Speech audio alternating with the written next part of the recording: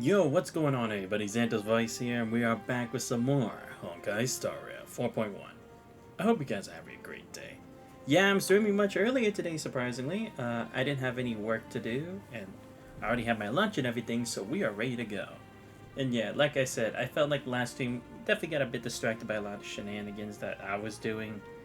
And, I mean, we did have another mech fight, but still, it's like, at least it's not happening as crazy often or like stupid as the Panzer sold at, so fair play.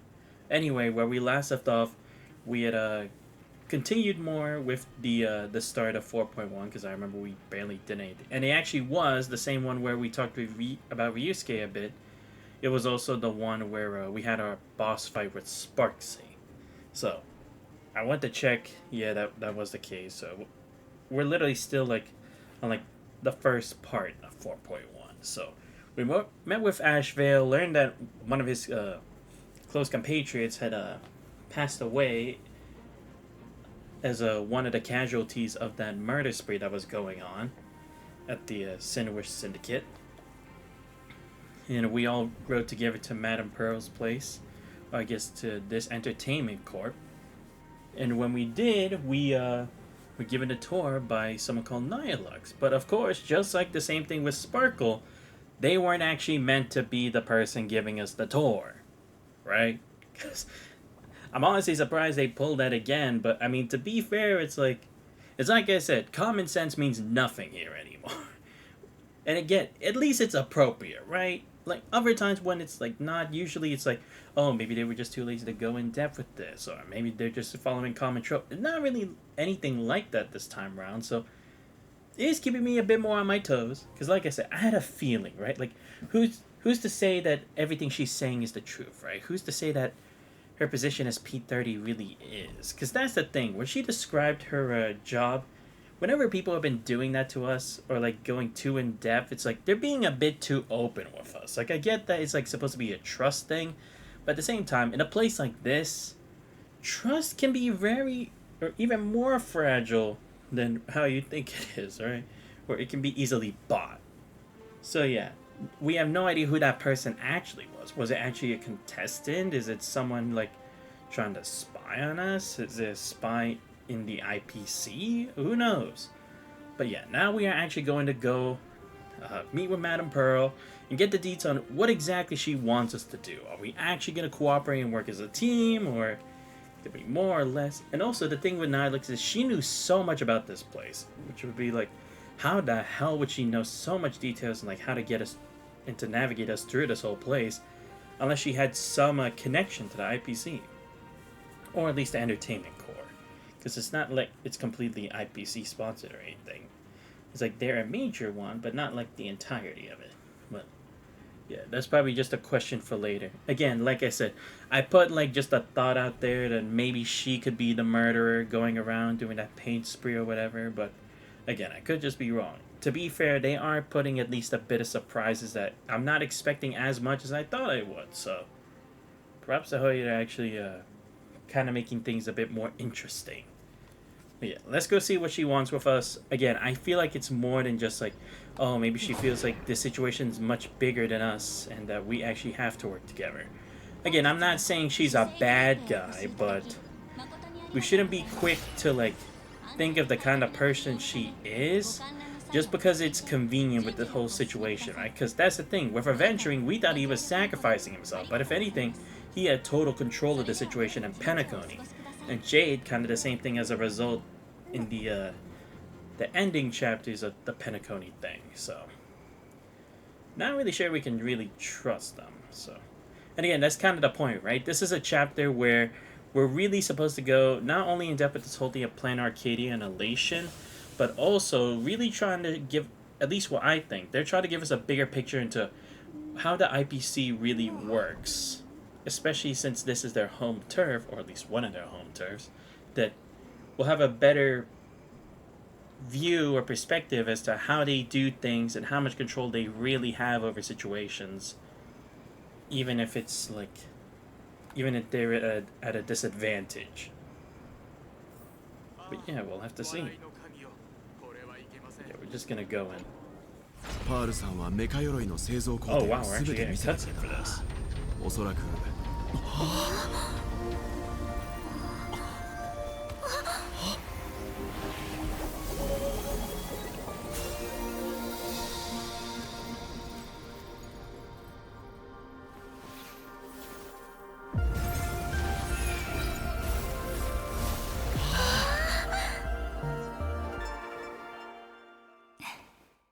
Well, that's quite an entrance, isn't it?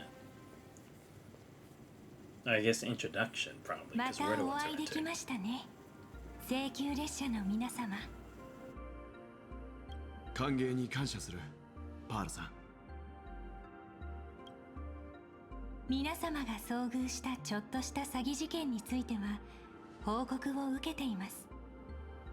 我が社の社員になりすまして皆様に接触した不届き者がいたとか。そのうちらは何ともなかったよ。そっちこそ大事な資料とか盗まれたりしてない？いいえ、主催グループのデータファイアウォールに侵入された形跡はありませんでした。セキュリティネットワークの監視下にある各種資産も無事です。 Right, because that's the other thing. 私の社員番号に経費生産の項目が一つ追加されていましたが。Yeah, because that's the thing, is like, clearly they were trying to mess up Pearl, because it's supposedly a lot of money, right? But it's like, how the hell do they even know her ID? Like, bro, shouldn't that be, maybe not confidential, but at least a bit more on the hush-hush that a random person can't figure that out that easily? And again, I really don't think it's like they wanted the IPC. I feel like they wanted to see us, right? Because, I mean, that's the whole point. In a way, they kind of interfered with Pearl and were kind of like, messing with her, but really it's more like they probably wanted to get a better grasp as to who we are before actually dealing with us maybe in the games or something. まあ、これはその何者かの気まぐれでしょう。豪雨の前に暗雲が立ち込めるように、近頃は次々とアクシデントが起こっています。これらの出来事は私の計画に意図しない影を落としていると言わざるを得ません。そのアクシデントとは失ゲ魔のことか。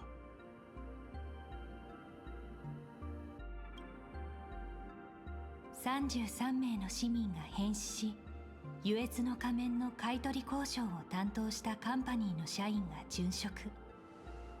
犯人は二層楽園の治安を堂々と脅かしただけでなく、カンパニーを挑発しています。そしてこれらの事件は始まりに過ぎないと私はそのように予感しているのです。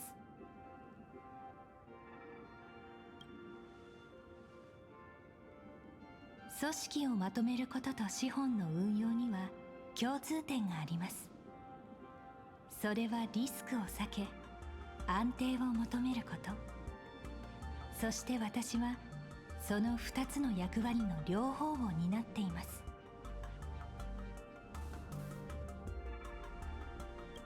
二層楽園そのものを経営する立場として、私はこの世界の安全に対して逃れられない責任を背負っており、また同時に10の責任として現月遊戯を迅速かつ安全に終了させたいと願っています。かつてグラフィエ学院で起こったような悲しみや怒りに満ちた奇跡が繰り返されることなく、聖越者たちがこの世界の人々に喜びや楽しみにあふれた奇跡を見せてくれるように望んでいるのです。ですので列車組のお考えを改めてお尋ねします。開拓者さん、あなたが現月遊戯に参加される目的は何でしょう。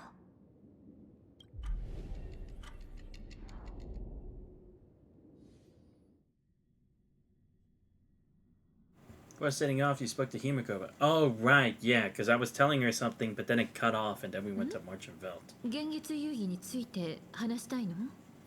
Yeah. because that's what I was gonna say. Is like it cut off where it's like we're gonna have to jump back to this at some point. Again, I'm glad they're doing these things a bit earlier than what you would have done because I'll be honest, they've had a track record where they keep pulling this off until the very last second. Where it's like I get that it makes sense, but it's like why does it really need to be reinforced now? Or wouldn't it be better to at least know some of this ahead of time? Just so it doesn't seem like, oh, you're really pushing it when it's like people could already pretty much assume what you're trying to speculate on this. So I was wondering if they were gonna keep like using it as bait until like the very end. But good, elaborating on this again. Yeah, because I mean that's the thing. It's like we don't really have a real reason to be a part of this, right? We only kind of did it just to stop Sparksy. And this whole thing with the murderer, it's like it only just happened after the fact, right? But we didn't really have a reason to be a part of it. Evanescence just kind of gave us one. About the goal of the Phantasm games. ああ、何のために遊戯に参加するのか、最終的な目的について話しておきたい。何か考えがあるの？現月遊戯のルールと報酬はちょっと曖昧すぎると思う。ええ、15年前、私が現月遊戯に参加した時も同じことを思ったわ。この遊戯では、聖越者のあらゆる行動が容認され、その善悪も問われない。つまり、遊戯の最中に起こるすべては制御不能なの。そして、それ以上に曖昧なのは、優越の権能を手にした勝者に何ができるのかってこと。アハトピアの伝説と歴史を見る限り、遊戯の勝者はまずアッハの降臨を目にすることになる。ソは勝者の願いを聞き入れて、自らの権能の使用を許す。その力の及ぶ範囲は無限にも思えるわ。目の前に無数の選択肢がある状況は、選択肢がないよりよほど厄介よ。Right, but that brings us to the real question, right? Why? What's the point? Like, you create a contest where literally anyone can be a part of it and can use these powers in any way they want. Like she said, whether it be for good or for evil. But why? Because it seems like if there was a goal meant to be or something they're trying to achieve, clearly they haven't done it if it's still going on, right? Does that maybe have to do with why these games are happening much earlier than it's supposed to? Because they said it's weird that it's only been 15 years and the games are already being held again, right? Does that mean maybe they're trying to rush for something? Are there certain conditions that make it so they have to do it now? Because again, that's what I'm trying to think, like, who actually holds this contest? Is it really AHA themselves? Or is it like a representative? Is it an emanator, perhaps? Or what? Because those kind of key points are what can kind of make or break whatever this whole contest is even supposed to be. And is there even any real reward from this? Because again, such vast power in the hands of mortals, that definitely seems a bit, definitely a bit of a gamble to, like, depending on who the person is, that it can do irreparable damage. 時々考えてしまうの。もしあの時、反壊滅同盟のリーダーになるというジェイドさんからの提案を受け入れてたら、今回の旅はどう変わったのかって。What do you mean? Wait, how would this... It wouldn't have changed any differently. Because, again, you're basing it on the assumption that it's like those people who we've gotten involved with, who are becoming an obstacle in the games, are a part of why we're not in this, or they're part of destruction, right? But Sparksy clearly is not. She's just doing her own thing.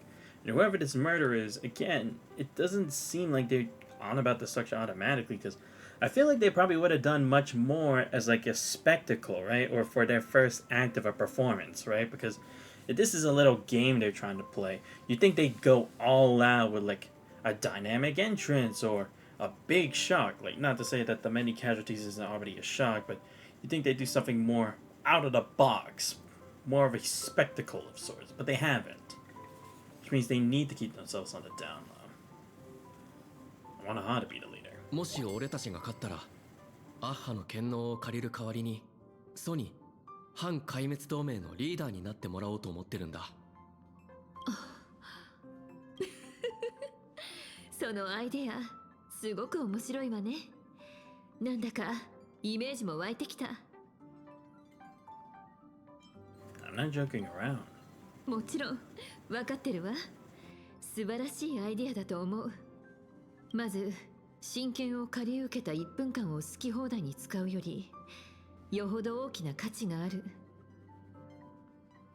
次に宇宙最大の脅威に対抗するためその旗印としてアイオンを担ぎ出すことの正しさにはカンパニーも神自身だって文句はつけられないでしょ。そして最後にそうすることで私たちは今直面しているリスクを回避できる。反壊滅同盟としてカンパニーと協力しながらカンパニーの思惑に絡め取られる事態を常に警戒しなくてはいけないというリスクをね。この交渉が成功すればアッハは請求列車の後ろ盾になってくれるかもしれないわ。先週との協力関係のようにお互いに干渉せずそうでありながら離れた場所からもサポートし合えるようなそんな関係になれるかもしれない。 Ah, I see. So it'd be like having a sponsor behind us, right? But this would be too big a sponsor that not even the others could sway. It is a very interesting idea because, again, we know, like, what the Aeon of Destruction is, like, trying to do on his own, right? Trying to spread about disaster and everything. With the whole pseudo-Iron Tomb case with Lygus and stuff. So I guess having another Aeon on the field would kind of help balance things out. And true, like, as long as Aha views our side as interesting to them, they would continue to just watch us and let us do as we want. But also as their form of entertainment, they'd probably be like, I don't want anyone interfering with my new toys, right? I want to watch them screw around with the world as much as they please. And yeah, it's a force that not even the IPC would have full control of too. And even if anyone else tried to, like, take a piece of the pie or try to take the whole thing, again, they'd have to grasp it from Aha in some way, right? But again, it's like, also it's like, whatever is the possibility that you can get Aha is not something that could be, like, reproduced, right? Because again, it'd have to be a very unique situation in which you'd be able to get them to agree. But it's not just something that you can just go to their house and be like, hey, can I borrow your lawnmower or something like that? It's definitely something much more like grand scaling. Okay. You know what? That's actually a pretty good idea. Because again, it's like, I get it. Aha could also be dangerous at the same time. But hey, if we're somehow able to convince them in some way, like we said, it could help even out the playing field a bit with all the other Aeons, like, being a part or just being a bystander and everything. So, very interesting. 唯一問題があるとすればアッハがそれに応じてくれるかどうかね。 I'll be honest, I wouldn't have thought of that because I would have thought it'd be a completely irrational decision because it's like, you want to put an Aeon in charge of all this? But, yeah, someone as free as a butterfly like Aha probably would be better because again, it's like, they'd be more like a sponsor force. Like, they'd be a leader, but they wouldn't really do anything, probably. 心配ない。そうならばきっと応じてくれるはずじゃ。自分で決めたゲームのルールを破るようではゲームの神とは言えんからな。それに列車はソに貸しもある。 Yeah, I mean, probably not that they owe us, but true, if they broke their own rules, it would defeat the whole point of even having the game. And look, I'm not saying that it's like, oh, but wouldn't they normally do it? Well, this game has been held that many times, right? Or who knows how many times. And people have gotten their wish granted. So why would all of a sudden, this one time, you try to change the rules when everyone's watching? If anything, Aha would end up looking like the fool in the end. And I'm pretty sure they wouldn't want that.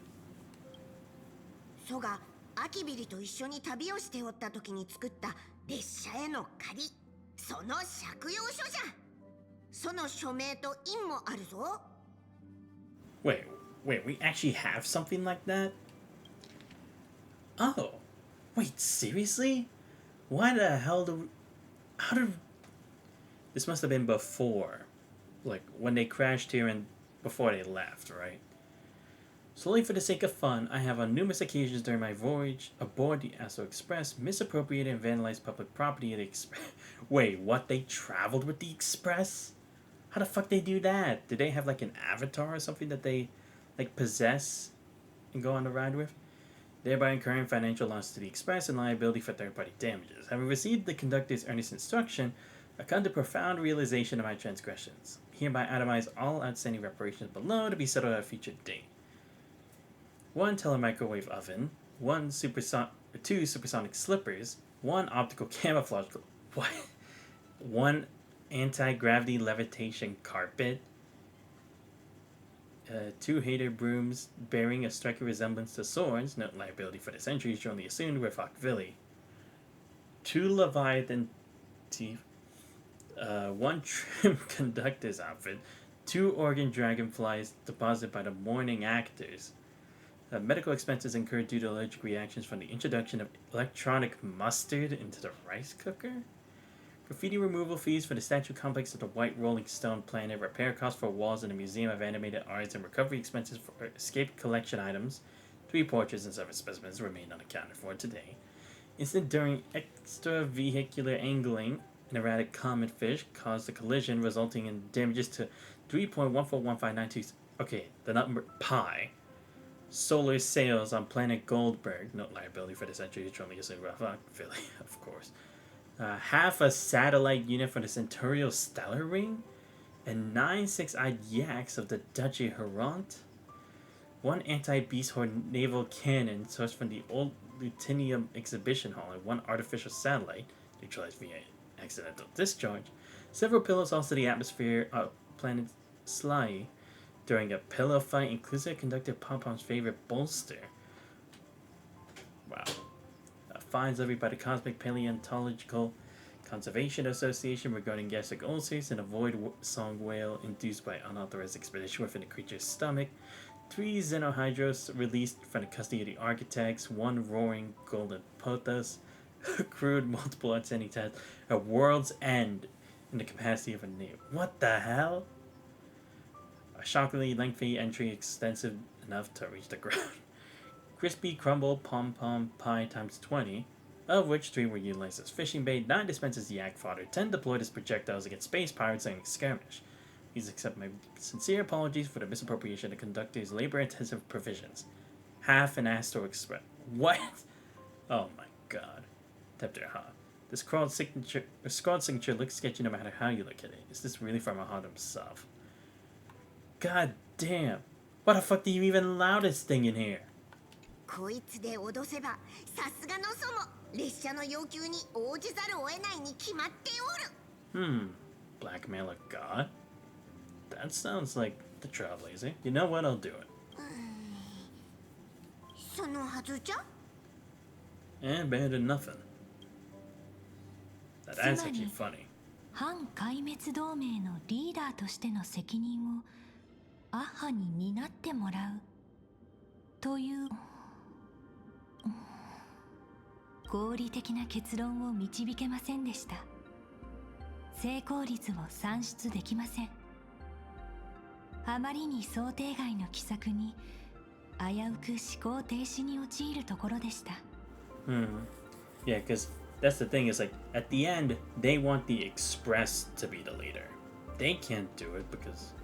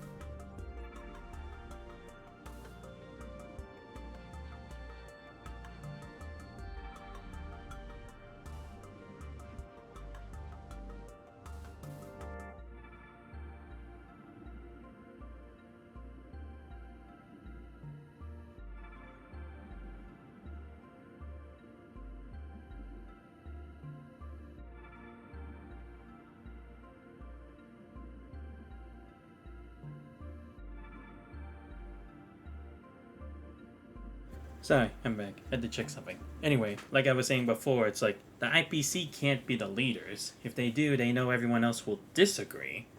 And they'll be like, either someone else be the leader or we're out.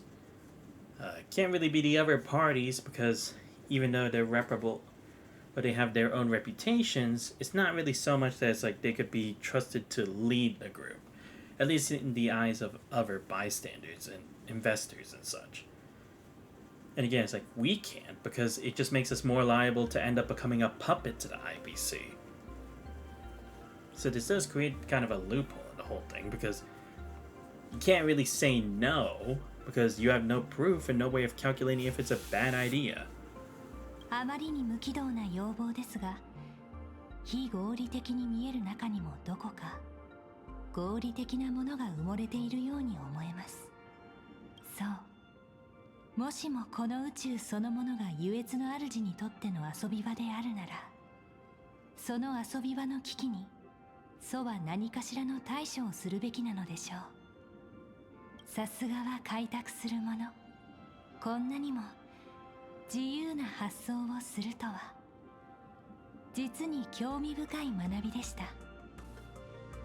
ですが、あなたがこの遊戯の勝者になる確率はそれほど高くはありません。なぜなら、この私もまた聖越者となったからです。Yeah, but who's the only one with a dub right now? Me! I'm the only one who has a record of 1-0. Everyone else, aside from Sparksy, who's 0-1, is 0-0. So right now, I'm at the top of the leaderboard. So is this gonna be a boss fight or what? I mean, I'm ready. 現月遊戯 Got に Acheron は on my team. 聖越者同士が争わなくてはならないなどというルールはありません。私たちが敵対する必要はないのです。 Right, because in the end, it's more just like a popularity contest. I mean, I know it's not exactly a popularity contest, but you might as well boil it down to one anyway. 二層楽園の管理者が聖越者に？単に管理者であるだけでなく、主催グループという大きな資産をも握っている。お金も影響力もあるってことは、向こうの賞賛はうちらよりずっと高いってこと？ I mean, not necessarily. It's like she said. She doesn't have to fight us in power, right? If it's not a physical fight, then those things don't really matter as much, right? I'm not saying they don't matter at all, but it'd be much more different if it was. Because if it was fighting, she could hire all the IPC girls she wants to tire us out. If she was that powerful, she could have eliminated us on the spot. But she's not gonna do that. Because again, trying to show the friendly side to us, and she needs us.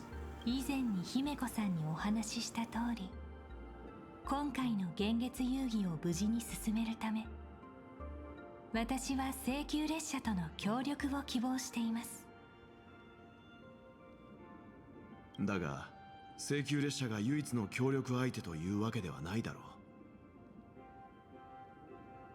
う。確かに、私には他に2名の盟友がおりますが、皆様こそ私が最も期待を寄せる協力相手なのです。請求列車との協力関係が成立すれば、その時点でこのアイオーンのゲームの安全と勝利は最大限保証されたと言っても過言ではないでしょう。そして私は協力者の願いを叶えるために全力を尽くします。限られた1分という時間の中で。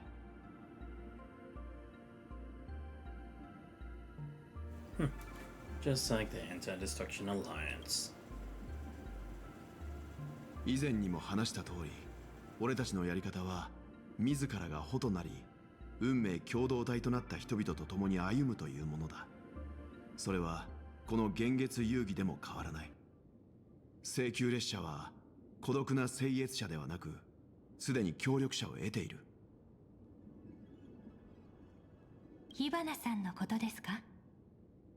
確かに皆様は彼女を倒し、その仮面を手に入れた。ですが、火花さんのこれまでの振る舞いを見るに、彼女は信頼できる盟友にはなり得ないかと思われますが、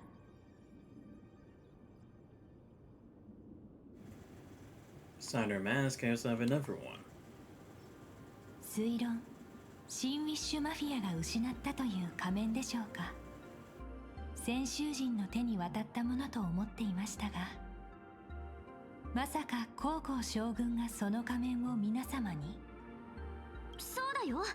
これでお互いに仮面は3枚ずつ互角ってわけだね。未知の変数を加えて再計算しましたが、やはり結論に大きな変化はありません。結局のところ、私がこの世界の管理者である限り、リソースの面で優位に立つことになるのはこちらですから。And that right there is your biggest weakness. カンパニーの重役にして10の赤心の一人、そして二層楽園の管理者でもある人物が Yeah. 満を持して遊戯に参加なんて言うとすごいことのように聞こえるけど、 Yeah, because again, it's よ like, く考えればその立場こそお前が乗り越えなくちゃいけない一番大きな壁になるんじゃないか。 yeah, because that's like the thing. It's like, this is about anyone getting the wish, right? And again, it's like a popularity contest. Wouldn't you more than likely cheer for the underdog to win than the hands down winner anyway? Because that's the thing, it's like, she already has all that power. Would people really agree to have her continue to gain even more power than they already do in Plan Arcadia? I highly doubt it. その通りだ。君の立場は強力だが、それゆえにデリケートな部分も多い。 Yeah. この儀式をコントロールし、迅速かつ安全にそれが終わることを願っているようだが、 Yeah. 二層楽園に暮らす人々が同じように考えているとは限らない。 If anything, they'll just most likely view it as the IPC trying to rig the games in their favor. I mean, not only do you have an executive running it and one of the Stonehearts, but you also have 3 masks. If anything, everyone's gonna be like, this is a hoax, it's a scam, it's unfair. These aren't the games that we tune in to watch every cycle, right? No one's gonna buy that. No one's gonna want that to happen. People want surprise. People want shock. People want entertainment. This isn't like the regular kind of sports betting, now is it? 彼らの視 It's 点から mainly は entertainment. 強大な権力を握るカンパニーの重役が全てを操っていると見えてもおかしくない。 Yeah.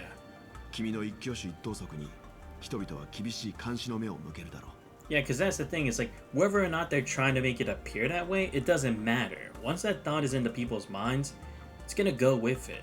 It's like back then, the NBA, when the Warriors had like 2 or 3 championships in a row, right? When acquiring KD. Look what happened. Everyone was like, someone please beat the Warriors. Come on. Enough is enough. This is getting unfair. With like having a super team of like Steph Curry, Klay Thompson, Kevin Durant, Draymond Green all on the same team is bullshit. That's all anyone talked about until the Raptors were finally able to break that, and then everything for the Warriors was just slowly breaking down a bit. I'm not saying they're like in the hole, but you've seen what's become a Golden State nowadays. Just as a prime example. People don't want to see the IPC win. 鋭い考察ですね。感心します。 Yeah, because like I said, if this was like a regular kind of game or an intelligence kind of game or a or business-backed kind of game, they'd have it hands down. But this kind of game in Plan Arcadia, the home of Elation, unfortunately, that actually isn't gonna fly.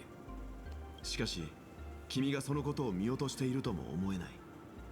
それでもなお、君が必死になってこの現月遊戯に求めているものは一体何なんだ？私が求めているのは、歴史の中でこの世界が失った宝。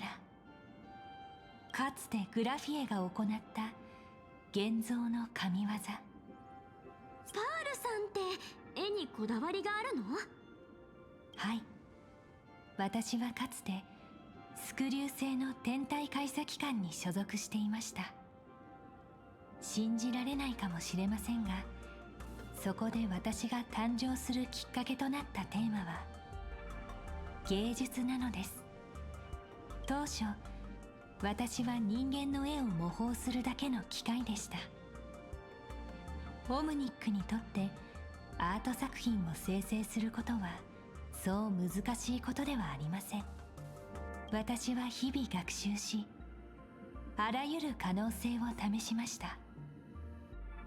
どんな絵であれ、構図も絵の具の成分も瞬時に解析でき、グラフィエの作品であっても1ピクセル単位での正確な再現が可能です。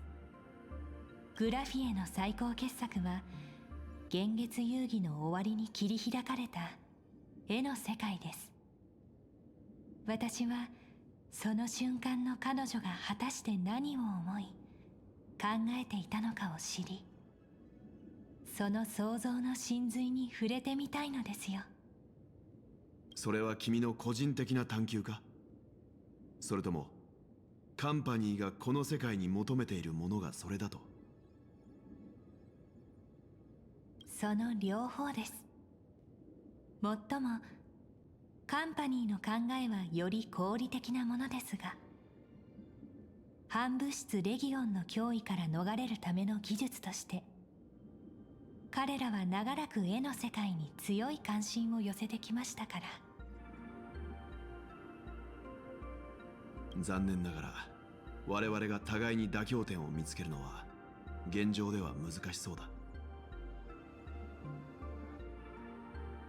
では別の提案を。視点を変えて未だ姿を見せていない2名の聖越者に注目してみませんか？その2名については目的も能力も謎に包まれたまま、これを放置しては漆毛魔の悲劇の再来となる懸念が極めて大きい。そこで彼らの情報を探るための策があります。もちろん得られた情報は皆様にも開示しましょ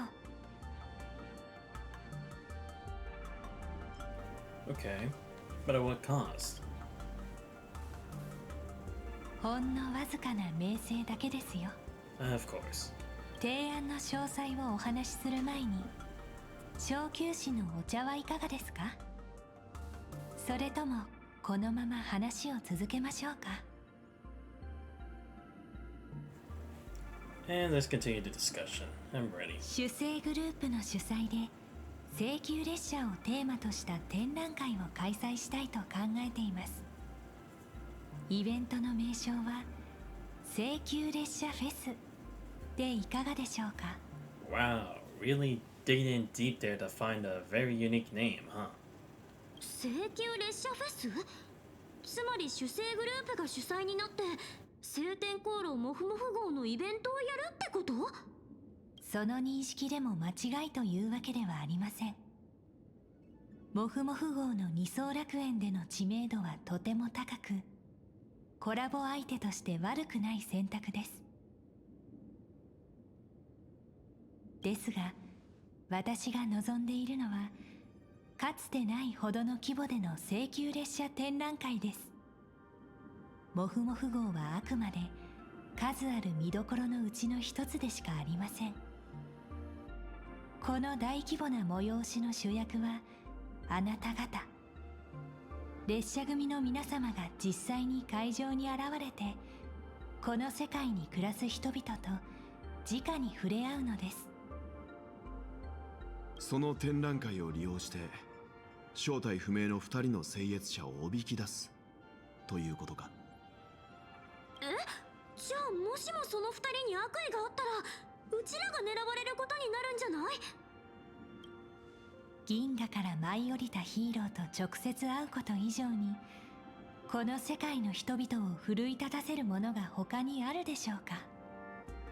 Yeah, because again, that's the other thing, right? It's like we won, so if anything, we're in the spotlight now. Sparksy, she was like kind of like the hometown hero kind of idea, right? But now that that's not the case and we beat that person, we're at the top of the charts. Someone will be looking to take us down and take all that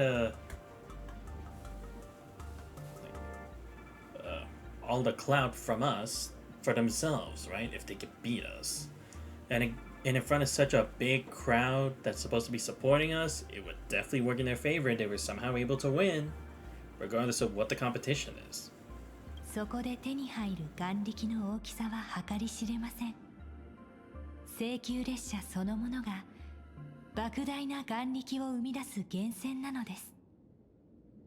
私たちが力を合わせれば、二層楽園の住民たちに奇跡を、英雄の物語に触れることができる遊園地という奇跡を見せることができるはずです。マンガンテレビをはじめ主要メディアにも宣伝協力を依頼します。間違いなくそれに見合うだけの眼力が皆様のもとへ流れ込むことになるでしょう。賢明な選択です。請求列車フェスの正式開催前に皆様にもう一つお願いが。列車組の皆様にはぜひ一度晴天航路もふもふ号の原作者二次元ホース先生と会っていただきたいのです。Why is that? もふもふ号って主生グループから出てるんじゃないの？デビュー以来彼はずっと正体を隠していて人前に姿を見せたことがないのです。しかし作品のモデルとなった皆様が直接自宅まで足を運んだとあれば皆様の顔を立ててサイン会に出席してくださるかもしれません。そうなればさらなる盛り上がりも期待できるでしょ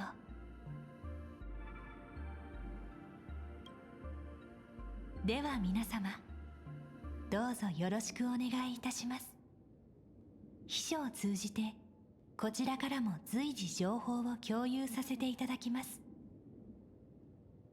ああ、それからお帰りの前にこちらを我々の協力関係を記念したささやかな贈り物です。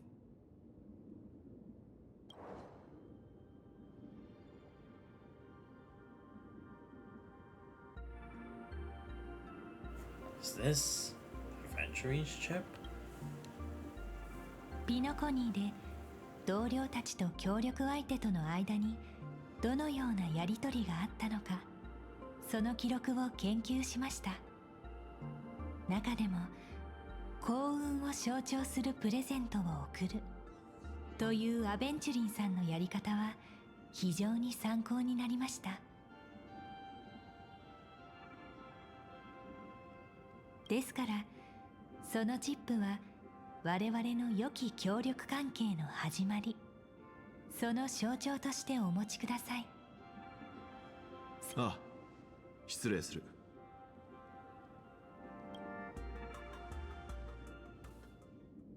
探偵として雇われた以上は伝える義務があると思うから言うんだが、盛大な展覧会なんてのは血塗られた遊戯を再現する絶好のチャンスになるぞ。もちろんそれは承知しています。ですから一つあなたに仕事の依頼を。請求列車フェスの最中七死人たちを守ってください。Ah, I see. A double-pronged trap, right? Make it seem like we're ready to challenge them up front, but instead it'll be him trying to nab the perp. I see. Yeah, because it's like it did feel like overall it's just like we're just bait. So not surprising that he would be the hunter. 守るって僕が彼らをか？連中の実力を考えるとその必要があるようには思えないがね。それともオタクの計算ではそれだけヤバいことが起きそうなのかい？何度も計算を繰り返した結果不安要素を示す小さなシグナルが私の思考インターフェースに浮かび上がってきました。できる限りの準備をしておかなくては。仮面を受け取っていただいたところで次は報酬の話をしましょうか。今回は何を？例によってお金でしょうか。報酬の前にまずは失ゲ魔について話そう。超常現象管理局は血塗られた遊戯に関する資料を封印やら処分やらしたようだが、それでもいくつか尋常じゃない点を見つけることくらいはできた。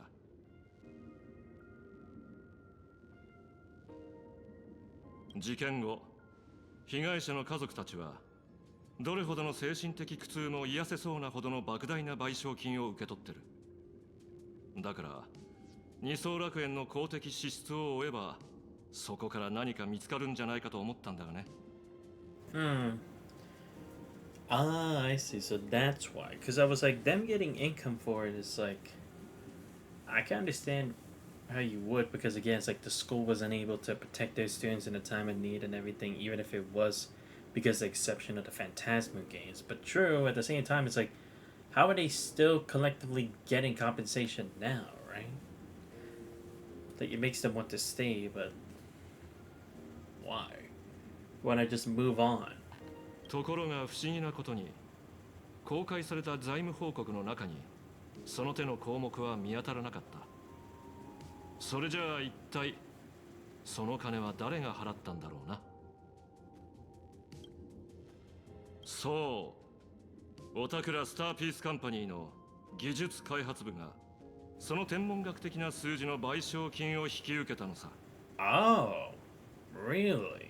さて、どうしてカンパニーの学者先生たちはこんな小さな辺境の星での事件にそれだけの予算を割いたのか。まさか彼らは研究だけじゃなく慈善事業にも熱心なのか。 Right. It's like, it wouldn't really be hush money now, would it? I think I'm starting to see where Ashrael's detective skills are leading him to. これが人間ドラマであれば、私は称賛の拍手をあなたに送るところでしょうか。そこまで調べ上げるとは、さすがは名探偵の人脈と実力です。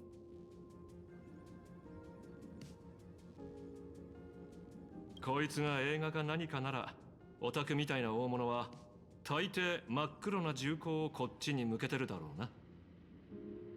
あなたは知りすぎましたって言って次の瞬間バーン、銃声が響き渡り、真相にたどり着いた哀れな僕は退場って筋書きだ。すみません、小切手を書いているので手が離せないのです。品津さん、教えてください。今回の報酬額にゼロはいくつ必要ですか？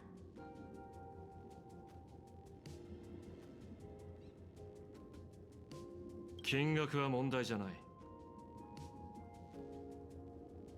もちろん金額は問題になりません。では1億信用ポイントでいかがでしょうか？報酬じゃなく遺族への口止め料だとでも教えてくれ。どうして技術開発部は大金を出してまでこの件をもみ消した？3億。あなたがお金を必要としていることは知っています。コールドスリープ、殉職した仲間たちの遺族を支えること、生き残った者たちの治療、本当にお金を必要とする人の手にそれを渡すことこそ本当の意味での戦略的投資だと思いませんか？僕はオタクらの手下じゃないぞ。答えろ、オムニック。5億。計算エラーが起きたことにして10億と書き換えてもいいですよ。お金か答えか、どちらを取るか選んでください。 Wow, she's really trying to avoid the answer. Or answering the question. Damn. Seriously, what kind of secret could it even be that you'd have to do this? Again, I'm not saying she's the criminal or anything, but it's like, why is this such a thing you need to keep a secret, huh? 答えだ。 Yeah, I mean, like, come on. Any good detective will go for the answer, no matter what. Come on. 想定外の選択です。あなたの意思決定パターンについての認識を更新します。尾行。この言葉に挑発の意図は含まれていません。質問の答えですが、私も多くは知りません。信じがたいことかもしれませんが、CEO の権力も無限ではありませんから。それに失ゲマの事件はもう15年前のことです。That's funny to say. 15 years in the past, yet here it is coming back to reap its ugly head. この世界は何年も回答の出ていない詰め将棋のようなもの。前任者が残していった仕掛けが今なお私にとっては挑むべき問題となっています。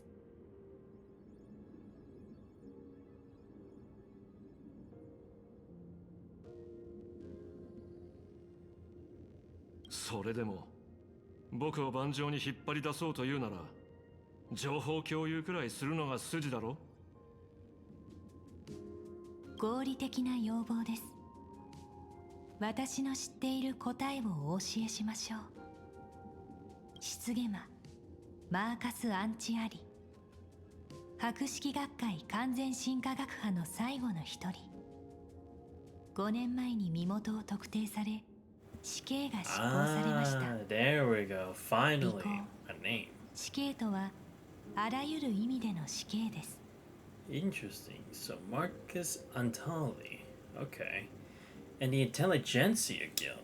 That's like Ratio's group, right? Like, I know no direct relation to Ratio. It's like, I know they do their own studies kind of the same like the Genius Society. School of Evolutionary Perfection. Is that the same thing like with Dr. Primitive, or are those two completely different things? Like what Dr. Primitive was researching was different from the School of Evolutionary Perfection. Because I know it has to do with some type of evolution, but I don't remember if it had to do with perfection or not. Okay, good. Finally got the name. And wait, 5 years ago? Wait, so this happened 15 years ago and you only executed after 5 years? Like, why? Like, that's pretty long, isn't it? I mean, I know it's like, it's kind of the same thing in today's society, but it's like, I don't know, you're doing it in secret and everything. Why would you have to do it for that long? What's it the process? その後彼の遺品は技術開発部の責任者であるアポリさんに引き継がれました。Really? 関連記録の閲覧権限は私にもありません。Yeah, huh? なるほど。つまり事件の犯人は死者誤入すればカンパニーの所属といえる人間だったわけか。Right. 技術開発部が金を出した理由には説明がついたな。だが直近の事件、手口があまりにも当時と似すぎてる。本物の失ゲマがもう死んでるなら。Right, because again, it's like, that's the point, right? Because again, it's like the Intelligentsia Guild, unlike the Genius Society, is associated with another group, being the IPC. Hence why, when it came to the whole Penacony situation, Ratio was meant to work with Aventuring because of their relations. Right, okay. Yeah, okay. That definitely explains why they had to cover it up, because I'm like, if this is such a serious situation in which it doesn't really affect the IPC's image, why would it? But there we go. It was literally someone with connections to the IPC. Again, it may not have been like one of their Stonehearts or anything, but still someone without clearance that they knew. Yeah, for the Intelligentsia Guild getting involved in doing all of this, yeah, it definitely would have been bad. If anything, people would have already been questioning and rioting about why is the IPC still in charge of Planet Arcadia? Why not let it be someone else? But it's because they don't know that truth that hasn't happened yet. 連続殺人犯が死からよみがえった。これはあらゆる可能性の中で最も心配が不要なものです。仮に連続殺人犯がよみがえったとしても、それはアイオーンのゲームから外れたただの殺人犯でしかありません。But again, that's only if the same person, the killer, isn't a participant, but that doesn't mean they can't be helping a participant, right? Because even you say they're executing all those ways, we're gonna need a bit more details about that. Because again, it's like it might not be clearly defined the way that they think it is. Okay. Because again, it's like it could be someone who's like a fanboy or fangirl of the serial killer, right? Then they're like, I wish to see your wishes come to fruition, no matter the cost, and then they help them. Like they'll be the participant, but behind the scenes they'll work on it to try to like get rid of the connection, right? While they're doing their own thing and seemingly not involved in the games, the real personality with them could participate in the games. At least that's the idea I have. Because again, it's like the fact that it's so stingent about like not participating a second time does have me thinking that. And again, still leads me to believe, is it potentially also going to be a case where maybe that rule hadn't been established until much later, or has it always been there? Because again, if it's always been there, then fine, we can ignore the elephant in the room. But if it was only around a certain point, or only after the games when that happened, then it'll be something completely different. Because again, it's like maybe that was their second time, and then they can participate third time. 最も憂慮すべき可能性を Nah, 挙げる but と then す again, れ they ば wouldn't have been stupid enough to do something like 失 that. ゲマの遺産を利用しよう But と then する again, 何 comes 者 down か to が who made the 存在 rules. する場合でしょう。アポリさんは失ゲマが残したものを全て持ち去りましたが、この世界の人々が抱いた恐怖だけは持ち出せませんでした。幻月遊戯においてはその恐怖もまた眼力を呼び起こす力となります。私が算出した結果によれば、新たな失ゲマの出現は遊戯を制御不能に陥れるきっかけになるかもしれません。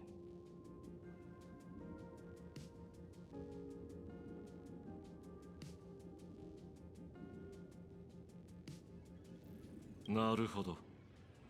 道理で遊戯の決着を急ぐわけだ。品津さん、私は常にあなたを尊敬してきましたが、現状は常にないほどあなたの力を頼る必要があるのです。尊敬ね。若い頃の僕はカンパニーには尊敬されるより恐れられたかったんだがな。まったく時間ってやつは実に容赦がない。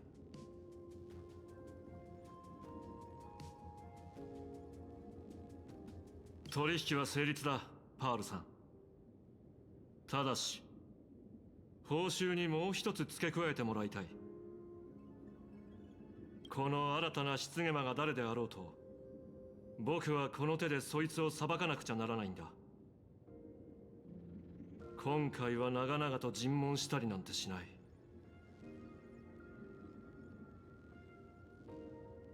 二層楽園 CEO の権限を持ってあなたの復讐のために生じる一切の罪を赦免します。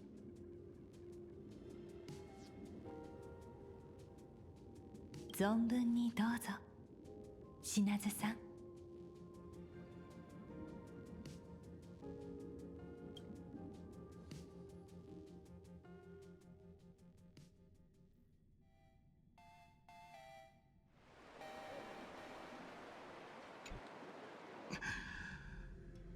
あんたを責めやしない。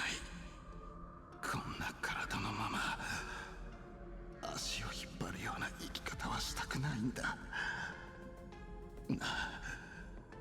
これまでおごってきた酒の例だと思ってこの弾丸で終わらせてくれないか。やってよ、育児なし。北条の化け物になる前に巡回レンジャーとして死なせて。バナ撃ってくれ、頼むから。天球の加護があらんことを安らかに眠ってくれ。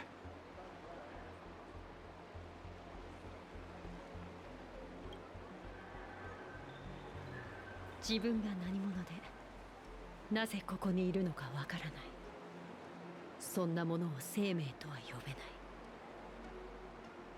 遠い遠い昔、人類の目標は毎日2000キロカロリーの食料を得ることだった。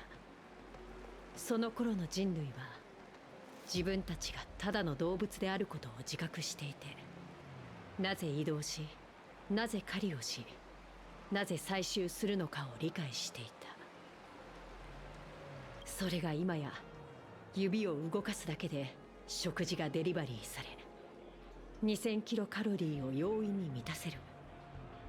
人類はかつてないほど道を見失っているわ。ねえ、品津さん。幻月遊戯はこの世界に新しい道をもたらすと思う？指先一つで食べ物が手に入るなんていいことじゃないか。まさか誰もが飢えに苦しみ、天の恵みにすがっていた時代に戻りたいとでも？2000キロカロリー自体に意味はない。ただの生きるための数字で、それ以外の目標こそが人を定義する。そして幻月遊戯は人に鏡を与えて、そのありのままの姿を映した。はあ、僕はただの探偵だ。今度またそんな哲学的な問題を出したら追加料金を請求させてもらうよ。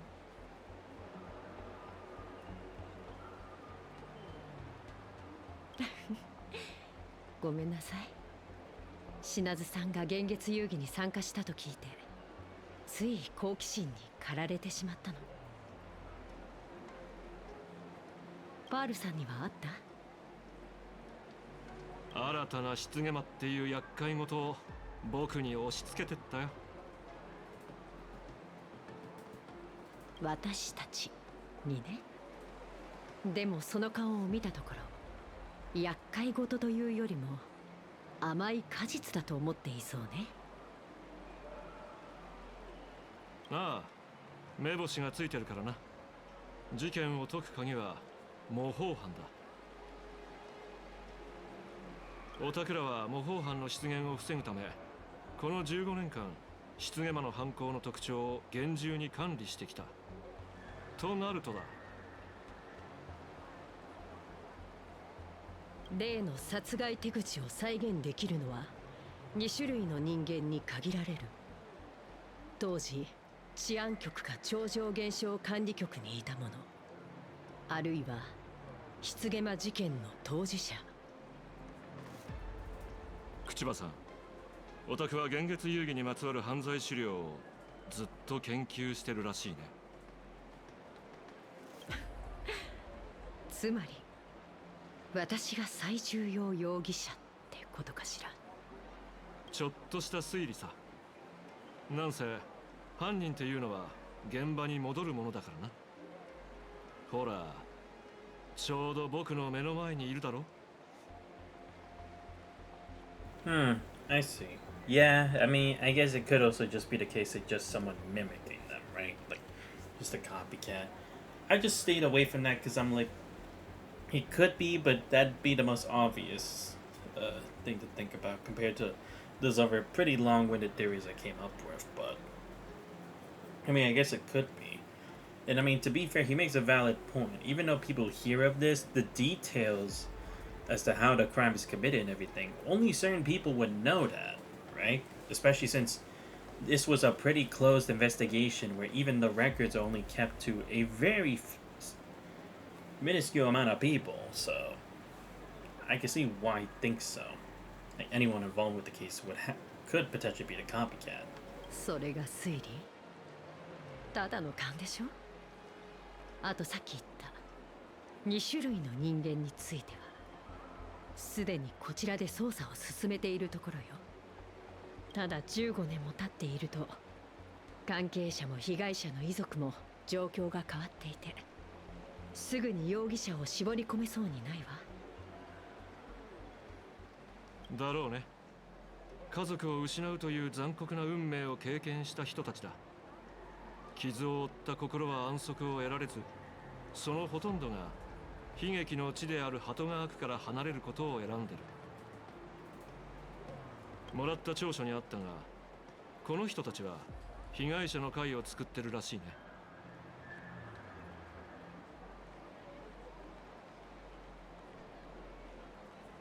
15年経った今、彼らの傷が癒えているかどうか私にもわからないわ。大半はもう吹っ切れてるだろう。だってその団体は今ハッピースマイル研究会を名乗ってるんだから。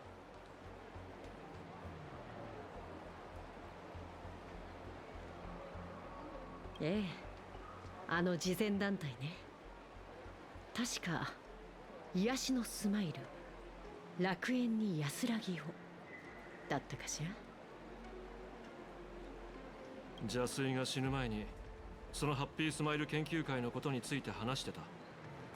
マフィアの若い奴らが大勢そこに入るためにすっぱりやめてったらしい。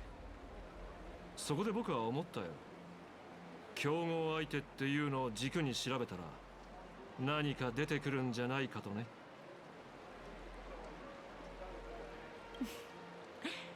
ハッピースマイル研究会、人生の苦痛から解放され喜びを見出すことを理念に掲げ、心理的ケアや医療奉仕を含む公益サービスを提供する慈善団体。そこに入るなんて道を踏み外した人が足を洗うようなものでしょ。そんな組織がマフィアの競合相手だとは思えないけど。それが調べてみるといくつか面白い情報をつかんでね。君の猿が面白い情報をつかんだんでしょ。はいはい、その通りだよ。語り部君がいくつか面白い情報をつかんだ。あの研究会の裏にいるパトロン、マンガンを知ってるかい？聞いたことのある名前ね。待って、それってマンガンテレビの代表じゃない？確か彼女もグラフィエ学院の事件で生き残った学生の一人だったはず。偶然にしてはできすぎているわ。まるで過去に君が偶然解決してきた事件みたい。品津さんの嗅覚が鋭いのか。 I see. Oh, okay. Another survivor. But I thought it was only like 33 or 30 something students that got, or students and teachers who got caught up in this, right? So was it that this person was there during the incident and survived, or is it just like they were Himiko and they weren't at school at the time when that happened? I wonder if we'll get a clarification. I assume they mean the former instead of the latter, but I hope we can get that clarified a bit, because again, it'd be one hell of a coincidence. ま、運も名探偵の実力のうちさ。ともかくマンガンが1枚噛んでるかどうかは調べてみないとわからない。今日はそのために口場さんを呼んだんだ。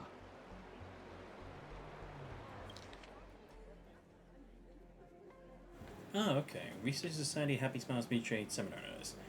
The Book District New Life Project Public Recruitment and Mental Healing Seminar at the Research Society of Happy Smiles. Confused about the future? Don't know where to turn? Is the burden of life suffocating you? You crash into your bed after another grueling day, drifting aimlessly through the tide of memes or talk feeds you. But then, when the screen fades to black, the reflection staring back reveals the truth. You aren't smiling. You can't quite recall when it began, but you seem to have lost your reason to smile. You try to force the corners of your mouth up when facing the mirror, but all you feel is a sense of alienation. When was the last time you really smiled? Worry not no more. The Research Society Happy Smiles is here for you.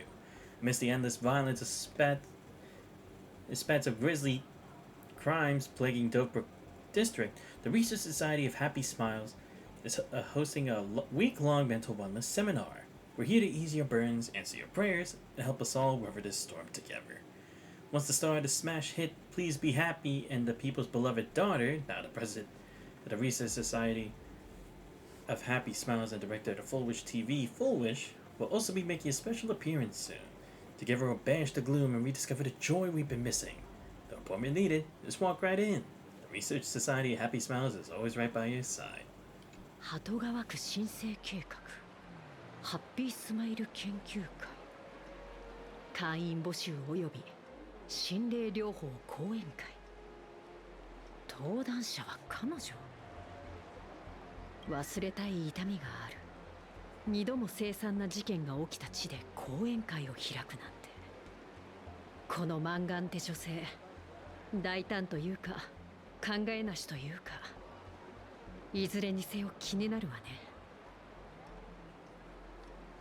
さあグズグズしてる暇はない鳩川区の古いツケだそろそろお天道様のもとに引っ張り出してやろアッハの声もうすぐ着くわもっと幸福になりたい Oh, wait, am I supposed to be? Hold up. Ah, okay. Shit. I don't know what Asheville's team's supposed to be. Hold up. If we're gonna do that, I'm gonna actually use game tools. I haven't used this in a long while, but I might as well. Let's see. Where the hell is Asheville here? Oh, right. Some of the fighters I do not have. Let's see. Oh, really? Okay. Huh. Okay, you put him with Archer, Sparkle, and Don Hawk. Okay. Sure, I guess. I mean, hell, another reason to use Archer? Why the fuck not? Alright, let's do it. At least I'm assuming that's what it means. I could be wrong, but yeah, whatever. Okay, where's Sparkle at? She's gotta be around here somewhere. Oh, right here, with all my quantums. And then... And by the way, yes, I know I need to improve my Don Hung. I know he's not in the best condition because I don't even have all his traces. Bite me, okay? Like I said, I'll get to doing some of this stuff eventually. I did actually do it for some of my characters at least, so you can at least be proud of me for that. Who did I do it for? I think it was actually just for the new Silver Wolf that I was doing stuff for. I think. Let me check. Yeah. I got her stuff to like... My bad. Got her stuff mainly to level 8. I should at least try to get this to level 8 and then maybe these to level 9? I'm at least try to anyway. But okay, I will make Don Hung my next main focus because he does need this Soul Dragon thing. Say I don't even have it. Like I said, I'll get to it when I get there, okay? It's just gonna take some time.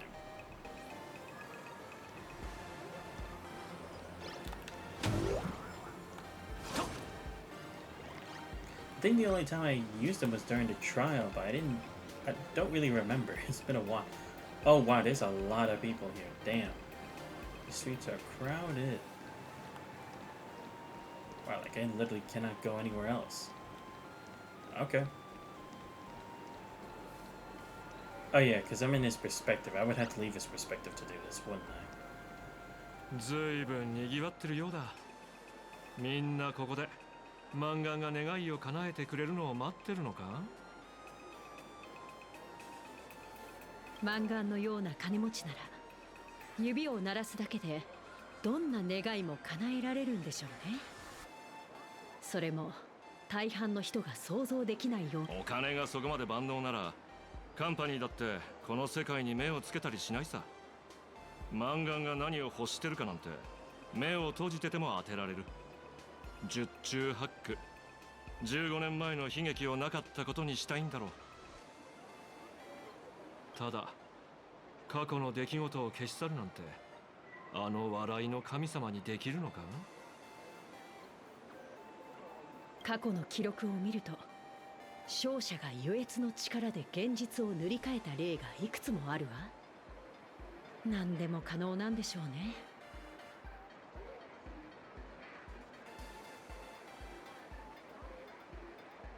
それと忘れてはいけないのが、幻月遊戯はただの願いを叶える魔法のランプじゃないってことよ。その最たる魅力は、願った者自身がランプの魔人になれる点。確かに魅力的だな。そうそう、こんな話を聞いたことはあるかい？かつてアッハから力を授かったノブレスワームがいたらしい。そいつはきっとこの世で一番幸せな生き物だったんだろう。なんせ幸せのあまり死体も残らないほどバラバラになったそうだからな。うちよりもそういった話に詳しそうね。そこまで知っていながら、どうして品津さんはこの遊戯に参加したのかしら。口場さん、それは知ってて聞いてるのか？それともカマをかけてるのかい？まさかそう警戒しないで。私のような公務員に聖越者の品津さんを縛る力はないもの。ただの推測だけど、君が求めているのは公明正大な復讐や公然とした死刑だけじゃない。もし単に死んだ友人の仇を討ちたいだけなら、君みたいな人間は幻月遊戯があろうとなかろうと、あらゆる法や道徳を顧みずにやり遂げるはずよ。品津さん、どうにも腑に落ちないの。一体遊戯で何を手に入れようとしているの？僕の願いは、まあ今後のお楽しみってことにしておこう。幸運にも遊戯の最後まで残れたら、アッハよりも先に口場さんがその内容を知れるだろう。それは光栄ね。ただその願いが私たちの日常を壊さないことを祈っているわ。ここの日常は高速位みたいなもので、サイズこそあってはいるが、長く着てると骨が本来の形を忘れてしまう。そろそろそれを脱ぐ時だろう。目の前にいる日常の囚人たちを見てみるんだ。満願はまだ来てないようだし、研究会の連中に話を聞いてみよう。運が良ければ何か引き出せるかもしれない。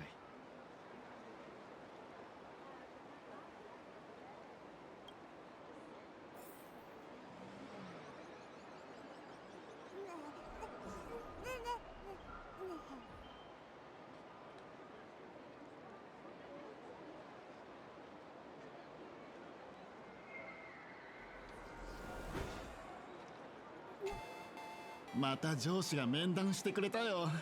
まさかあんなに親身になってくれるなんてな。同僚たちはみんな笑ってくれるし、オフィスは愉悦の空気に包まれてる。最近は家に帰ったら毎日下の子のおむつを替えて、上の娘の宿題を見てやって、明日の弁当を作ってから掃除を済ませるんだ。これがたまらない達成感を与えてくれてね。エイマはきっと俺の幸福のために子供たちを残してくれたんだろう。思えば昔の俺は幸福の中にいたのに、それに気づけない大バカもんだった。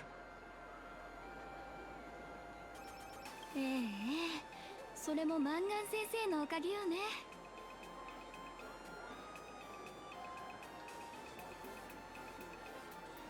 昨日研究会で腫瘍の切除手術を受けたんだけど、途中で麻酔が切れちゃって、だからこっそり様子を見ていたら、お医者さんたちが私のお腹からいろいろ取り出していたの。中には肉の塊もあったわ。しかもまだ動いていてね。研究会の治療を受けてからというもの、寝たきりだった私の体調はみるみる良くなって、もうじき退院できそうなのよ。羨ましい。俺も一度この腹をかっさばかれてるところを見てみたいもんだ。きっと面白いんだろうな。お二人さん、ちょっと話を聞きたいんだが、新ウィッシュマフィアの事件のことは知ってるか？ああ、それなら俺に聞いて正解だ。うちのお隣さんもあいつらから借金の取り立てを受けてて、そりゃもう罵声が飛び交う大騒ぎだった。ニュースも見たよ。街の平和を乱そうとするクズどもや他人の幸福を邪魔する連中がきれいさっぱり消えたんだってな。素晴らしい。これもきっとアッハの加護だろう。まさかあんたも奴らにゆすられてたのか？まあそんなところだ。あそこのナンバー2に数万信用ポイントほど借りててな。じゃあ借金がチャラになったんだな。そりゃあんた今さぞ幸福なんじゃないか？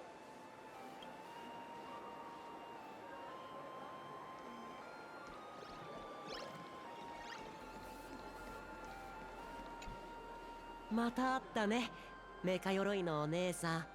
最近はどう？ハッピースマイル研究会に入ってから新しい友達がたくさんできたわ。以前の私は機動力に欠けていて、他のメカ鎧たちに追いつくのに何倍も時間がかかっていた。大半の現像種は私たち工場で作られたもののことを仲間外れにするし、人間も外見だけで感情のない機械だって決めつける。もし全ての知的生命体に帰る家があるとしても、リサイクルショップですら私を置いてくれないわ。だって私は再利用可能なゴミでさえなかったから。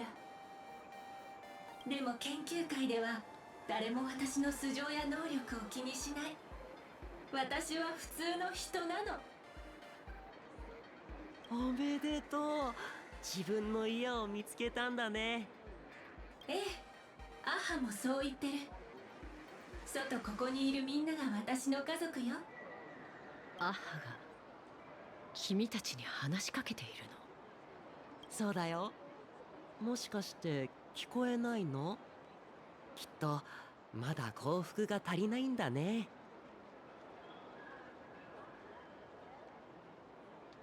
大丈夫。研究会に入れば聞こえるようになるわ。苦痛も涙もない。あるのはただ楽しみだけ。研究会は全ての人を幸福にしてくれるわ。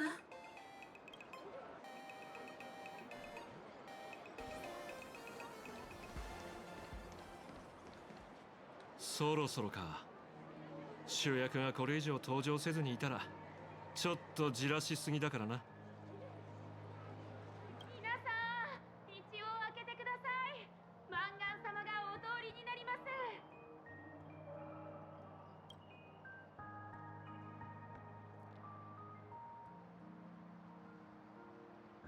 愉悦の主よ、願わくば世の人々を救い、微笑みを与えんことを。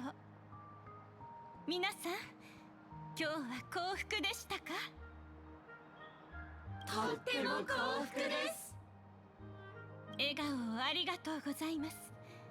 その笑顔は暗闇の中の灯火のようにとても尊いものです。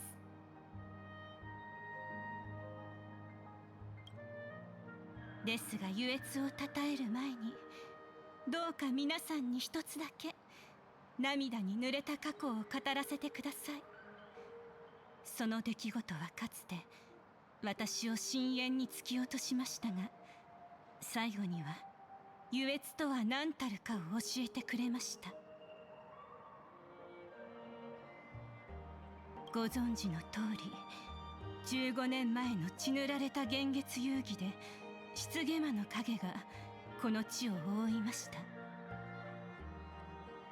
あの日、私は両親を、学友を、多くの方々を失いました。家を出る前の何気ない挨拶も、日常の些細な小言もすべて、あの血のように赤い黄昏に沈んでしまったのです。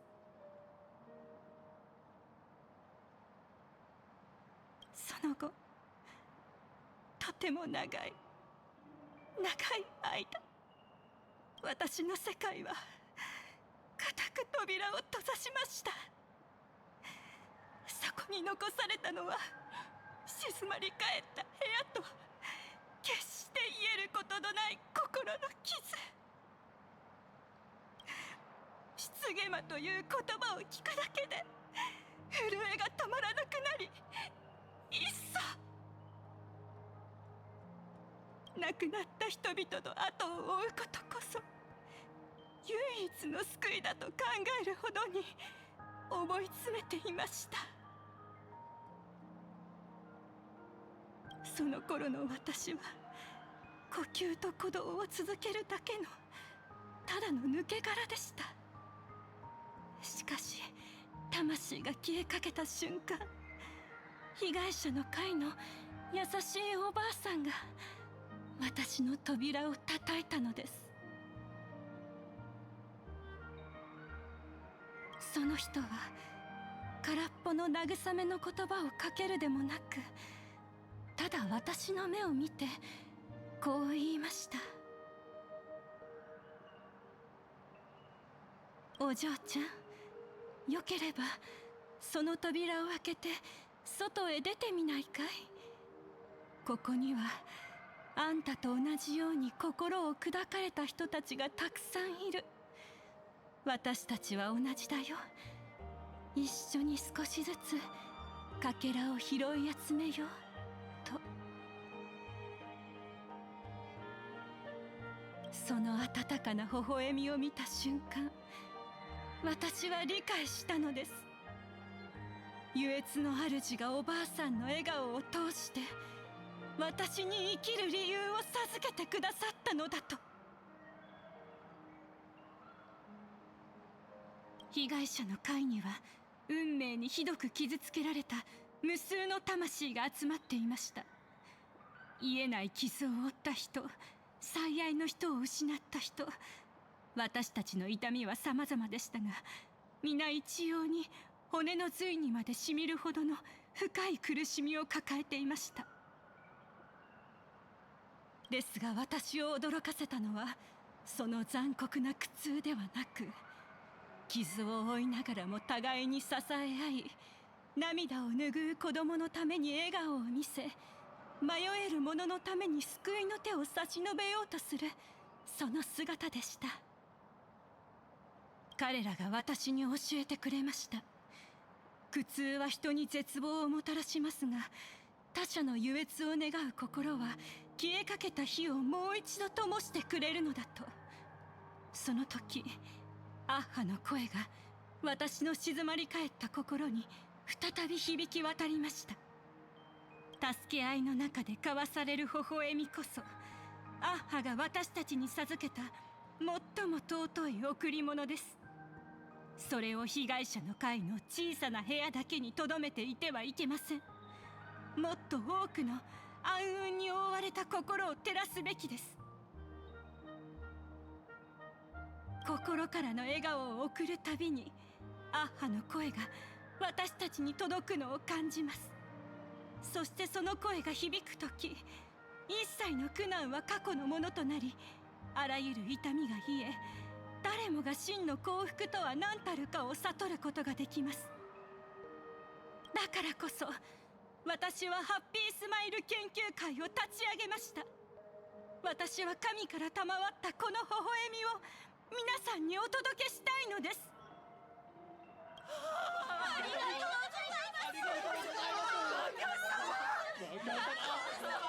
皆さんが最後に心から笑ったのはいつでしょう。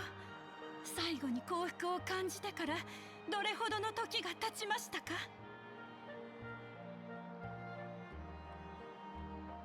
湊さん、あなたは今ループ再生される無声映画のような日々を過ごしていて、その単調な繰り返しのせいで息が詰まってはいませんか。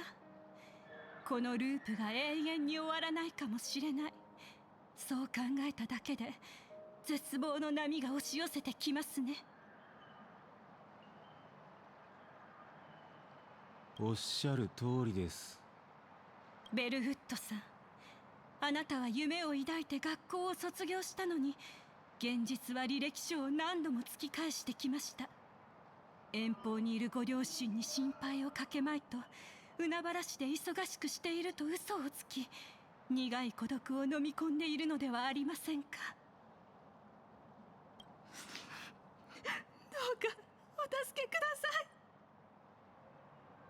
そしてタイガーさん、学校での冷たい疎外感、見て見ぬふりをする無関心な先生たち、それがあなたの心に高い壁を築き、他人と触れ合うことを恐れさせているのではありませんか。はい。私たちは生まれながらにして誰に教わるでもなく、他者に微笑みかけることができました。かつての私たちはそんな簡単な微笑みでさえも無理して浮かべるようになると想像していたでしょうか。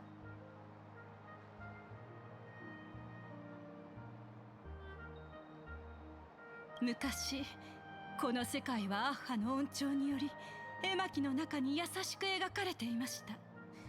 優越が支配する絵の世界で、人類と現像の生命たちは何の束縛を受けることもなく、夢のような田園で平和に数百年もの時を過ごしていました。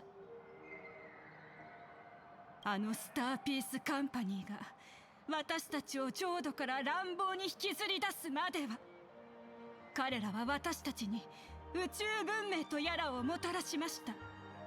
彼らは私たちに幸福の基準とやらを押し付けました。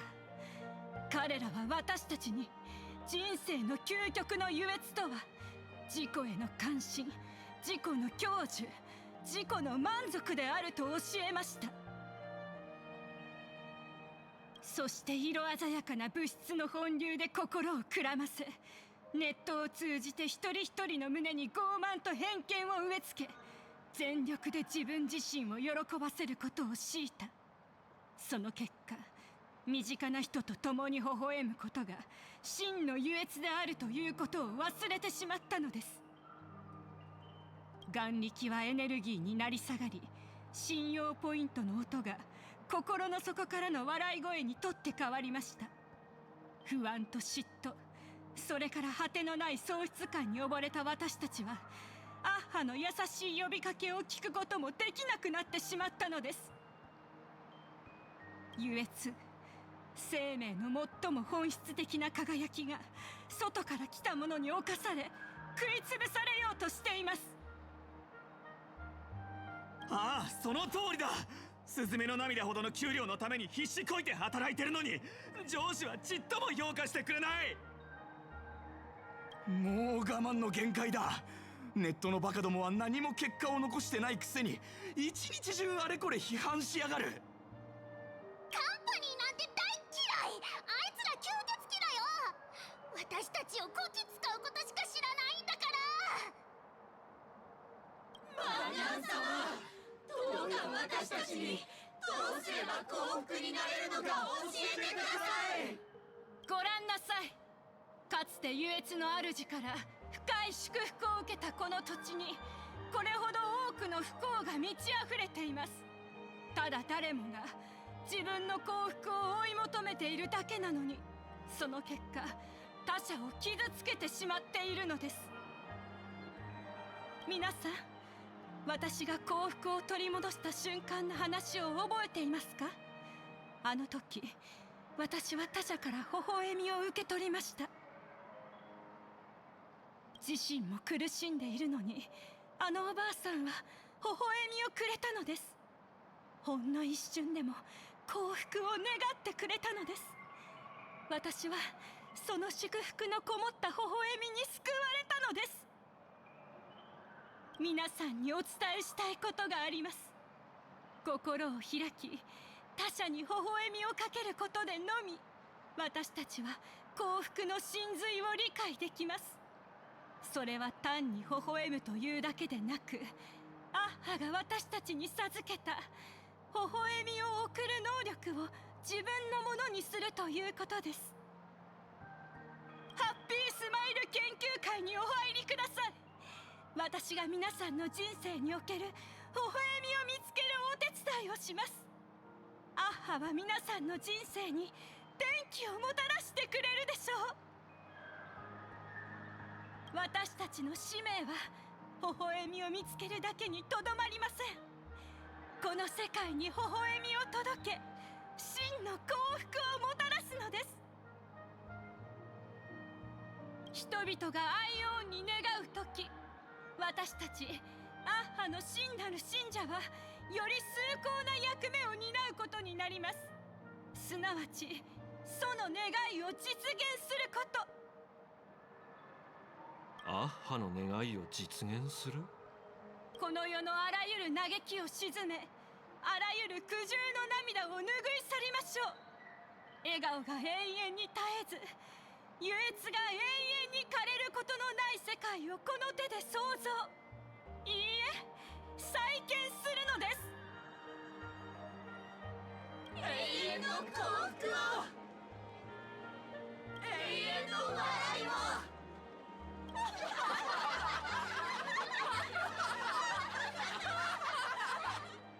演説が終わったけど、名探偵の感想は？常軌を逸してる。判断不能だ。なら手っ取り早く彼女と話してみましょ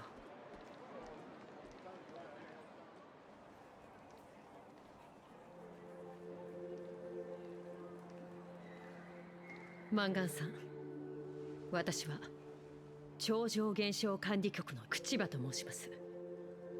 少しお話を伺ってもよろしいでしょうか？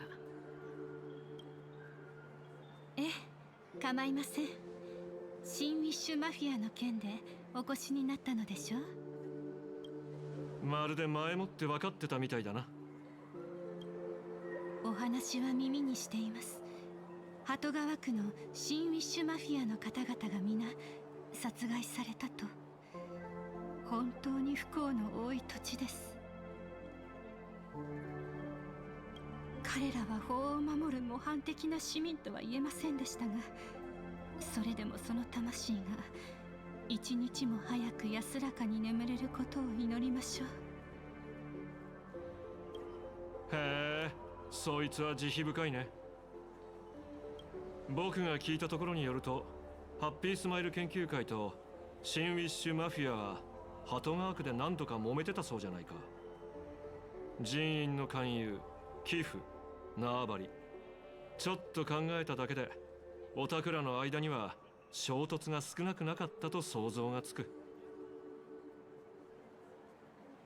それはつまり研究会の者が利益の衝突から新ウィッシュマフィアに牙を向いたとおっしゃっているのですか？まあ間違ってそこまでは言ってない。どうやら研究会の資金状況について何もご存じないようですね。ここの経費はすべて15年前に政府から支払われた賠償金をもとに設立された事前基金で賄われています。つまり会員の皆さんから一銭たりとも寄付を募る必要はないのです。この度の惨劇を知り、すでにご遺族へのお見舞いと鳩川区の秩序を維持するための支援金を拠出しております。Yo, Yatta7, thank you for the raid. Much appreciated. Dankeschön, Dankeschön. Wie geht's, Alice? Little Mouse is on. Welcome. Welcome. Wir haben Blut in deinem String gefunden. In der Hook, oder? Wir kriegen. Hallo. Wie geht's, Alice? Wie geht's? Yeah, thank you for the raid. Much appreciated. Hope you're all having a great day. Hope you enjoyed Yatta's stream. Just saw you playing HSR just as us. Oh, okay. You guys are also Star Rail stream. Nice, nice. I'm just finally getting back into it because I took a break for a while. Are we meeting Pearl? We already met with Pearl at the start of the stream. We actually got that meeting underway, and now we're in the Ashvale's perspective right now. 逆にお聞きしたいのですが、口場さん、失言魔を模倣したこの恐ろしい事件に対し Yeah, て it was at the beginning. 超常現象管理局はどのような手を打つおつもりなのですか？ I will say that Pearl is definitely an interesting character. Again, I'm not being too skeptical of her yet. I'm trying to be open-minded about her because, again, all the Stonehearts are eccentric in their own way, but I'm not gonna be too negative and pessimistic of her yet because, again, it's like, to be fair, when it came to Topaz, she genuinely did think she was doing the right thing for Jirilla, right? So it's like maybe Pearl's the same thing. So I'm trying to keep a positive outlook for her. Like I said, still had a pretty cool introduction though, I will say. 事件の詳細は一切公表されていないのに、どうして失言魔の模倣であることを知っているのかしら。Is absolutely the see she'd be doing in the future. Exactly. I like to at least give chances, you know, because even if they're from a certain association, they're not always gonna be like the same thing, or like the same kind of people, or like conniving or trickster or whatever. So I always like to be open-minded about that. But what was with all the German all of a sudden? I mean, I'll welcome it regardless. I used to take German back in the day, so it's good. That's good. It's been a while since I've been to Germany. まさにあなた方はこのような瞬間を待っていたのでしょう。容疑者が口を Could 滑 be a らせる cyber 瞬 mermaid 間 fish. を、そしてその場で取り押さえ、事件の解決を願っていた。I mean, from what I gather, she's supposed to be an Intellatron, right? But an Intellatron that actually seems to have a personality. So I guess more like an evolved AI, I guess. Because I mean, we kind of seen that case before in Punishing Gray Raven, with AIs that have actually like come to life and actually have their own emotions and such. But then again, those AIs have always gone haywire and try to attack us and the rest of humanity. But hopefully that's not the case with Pearl. Well, I mean, to be fair, this is the Honkai Star Rail universe, so it's probably a lighter mood and setting compared to Punishing Gray Raven. I mean, she could be a mermaid, who knows? まだ情報を都合 Haven't had よ that く kind of 遮断 character で yet. きる時代だと思っているのですか？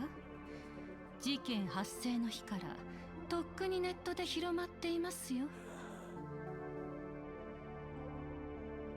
聞いたところでは新ウィッシュマフィアの方々は大金をはたいて古い仮面を一つ手に入れたとか。その情報が漏れた途端皆殺しにされるという結末を迎えました。現場には結果があちこちに残されていたそうですね。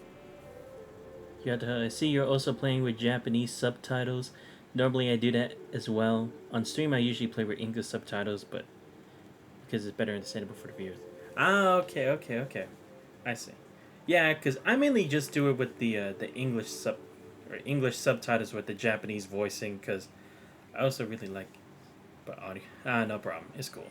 I get what you were trying to say though, because I just do it because a lot of the gacha games, they're kind of like centralized from like Japan ideas, so I tend to just leave it at that. Like if it's something that's completely like a different kind of like exploration for me, like from games that's not like just typically gacha, I try to give them the chance of English dub. Because I did that for Persona 3 Reload, did that for Metaphor ReFantasio, and I'm currently doing that with Tales of Berseria. But when it comes to gacha games, I'm just mostly used to it, because I also played Honkai Impact 3rd, which was the original Honkai, in JP dubbed the whole way, so I just felt like to continue that tradition with the Honkai universe, I continued that. Nice, the Tales of series also nice. Yeah, Tales of Berseria Remaster is actually my first one right now, so I mean, to be fair, Tales of Berseria is getting pretty interesting. I do love Velvet. She's a very cool character, so I feel like I'm starting off with a good game in my opinion. Greece in German. Can you also talk a little bit of German? Yeah, I actually can. Well, a bit. My skills have dulled a lot since then, but I actually used to study it since high school, or actually since middle school, all the way till I graduated high school, and even did some in university as part of like my language studies as a global affairs major. So yeah, And I've actually been to Germany a bit for like a one time for a student exchange program, and the other time for just with family to kind of like show them the kind of experience I had a bit. So yeah, I love the German culture. It's pretty interesting. 根拠のない噂を鵜呑みにするのはやめた方がいいわよ。 Though to be fair, I still would like to experience Oktoberfest or a German Weihnachten though. Those are they always look great when you look at it in images on the internet, but I want to know what the experience is like. So hopefully one day I'll be able to do that, but again, time will tell. そうでしょうか。あなた方がお越しになったことで少なくとも一つ証明されました。情報は真実だった。 Great to hear where you're 新 from. たな棺間は確かに存在するのだと。 Ah, okay. I'm born and raised in the U.S. I'm actually from the East Coast. But my nationality, well, I mean, my parents are Hispanic, but I've lived here in the U.S. my whole life.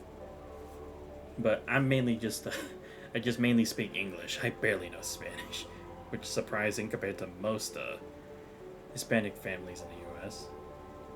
But it is what it is. なぜ私を疑ったのでしょう。当時の教皇を再現できるのは当事者だけ。そう考えたからではありませんか？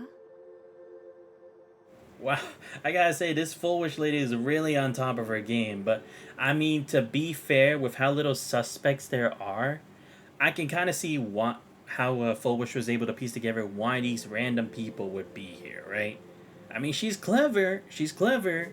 She does know, like, the only chance that people have at a lead that's available to the public would be her. Because, again, anyone else, it's like, it's within the IPC, but they can't really do that, right? Because if they did, then that's opening up old wounds, and that's opening up the case. And the problem with that too is that it would invite the idea that why does the IPC only have information about this? Why did they keep it a secret the whole time? And then they'll have to explain everything, and they'll be like, ha, see, the IPC were just like vampires taking everything from us slowly but surely, right? So I mean, to be fair, she really does know her stuff. I gotta respect that for an NPC. Cool, never been to history. Oh, really? Interesting.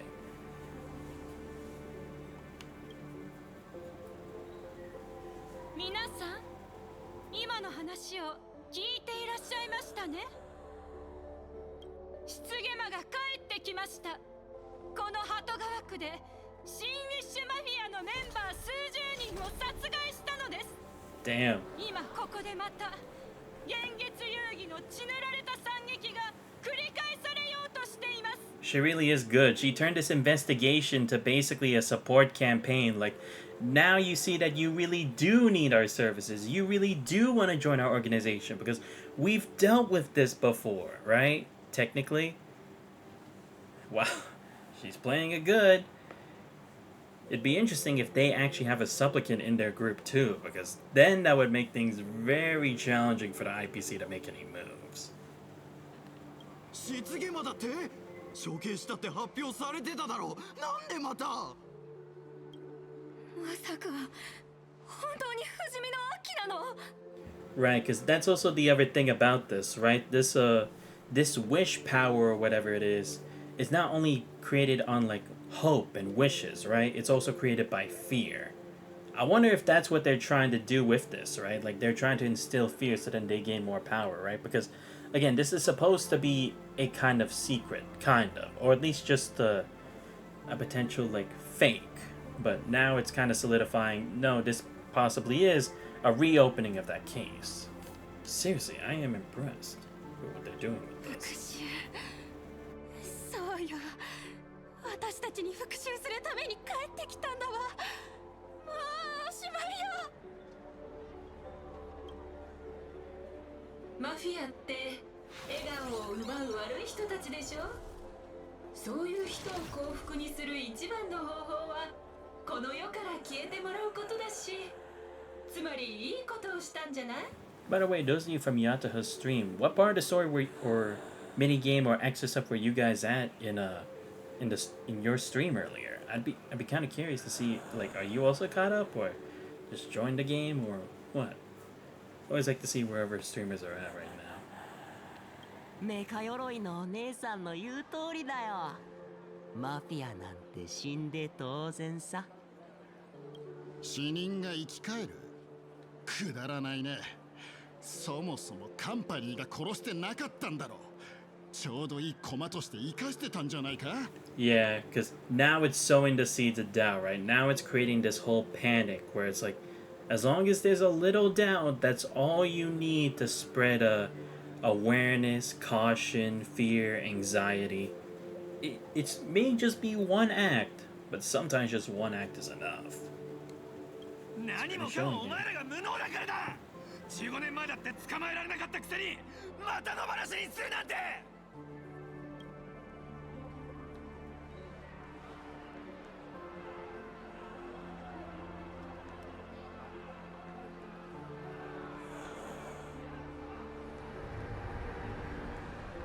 皆さん、どうか落ち着いてください。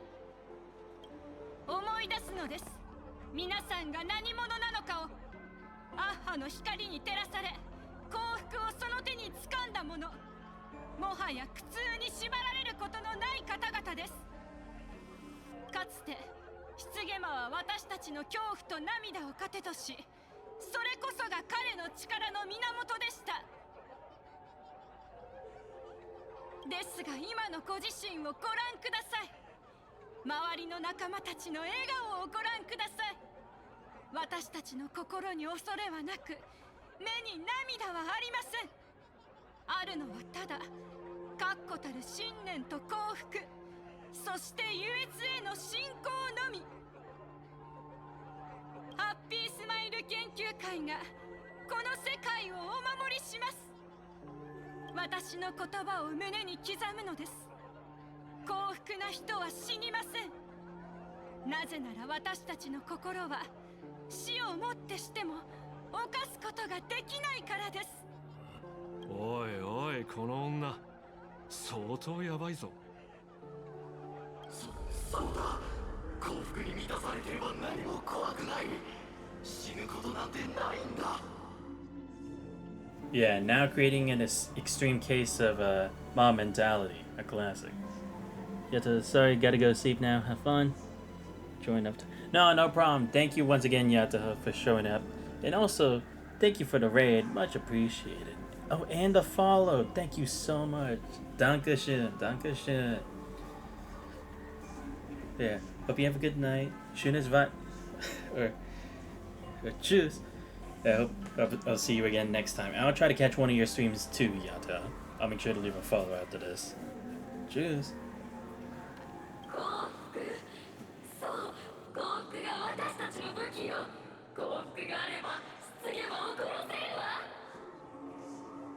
福はこの世界を救う。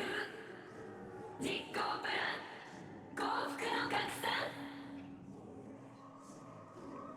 Oh wait, what? Oh, what's with the hat? Is that a random one, or is that supposed to be like Nihilux's maybe? No, but Nihilux had long hair, right? Not short hair. Could be wrong though.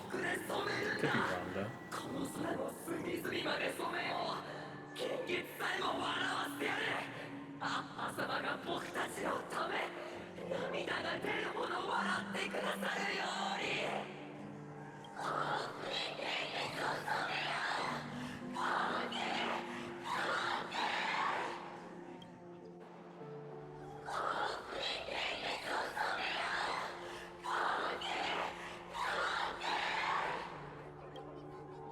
静かに。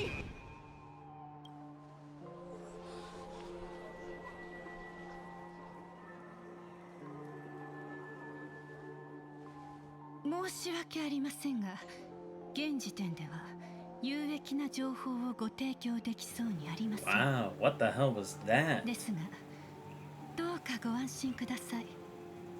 私は超常現象管理局や治安局のあらゆる捜査に協力いたしますし、市民としての義務も果たします。 But that's the thing is like, was that her power or was it someone else using her, right? Because again, that's what I mean is like, do they have a supplicant from their group with this? Because they could use Aha's wish for that, right?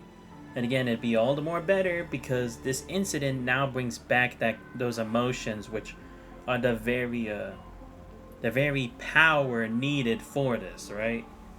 It's very interesting. And again, I like this kind of twist on it, right?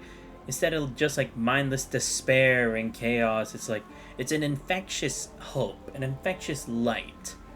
But it's like you see where it starts off from when it's small, but as it escalates more, it's like there's definitely a madness to it. Again, going back to the whole thing where light can't exist without darkness, and good and evil, and vice versa. It really is interesting, especially with the rules set on Planet Arcadia. この新たに現れた失ゲマの剣も、幻月遊戯を取り巻く数々の異変も、ハッピースマイル研究会は最善を尽くす所存です。私たちが守るのは二層楽園の未来と笑顔なのですから。それとも本日の講演をお聞きになって、あなた方の心にも共にこの永遠の幸福を抱きしめたいという渇望が芽生えましたでしょうか。いや、だが僕の直感がこう告げてる。きっとまた近いうちに会うことになるってね。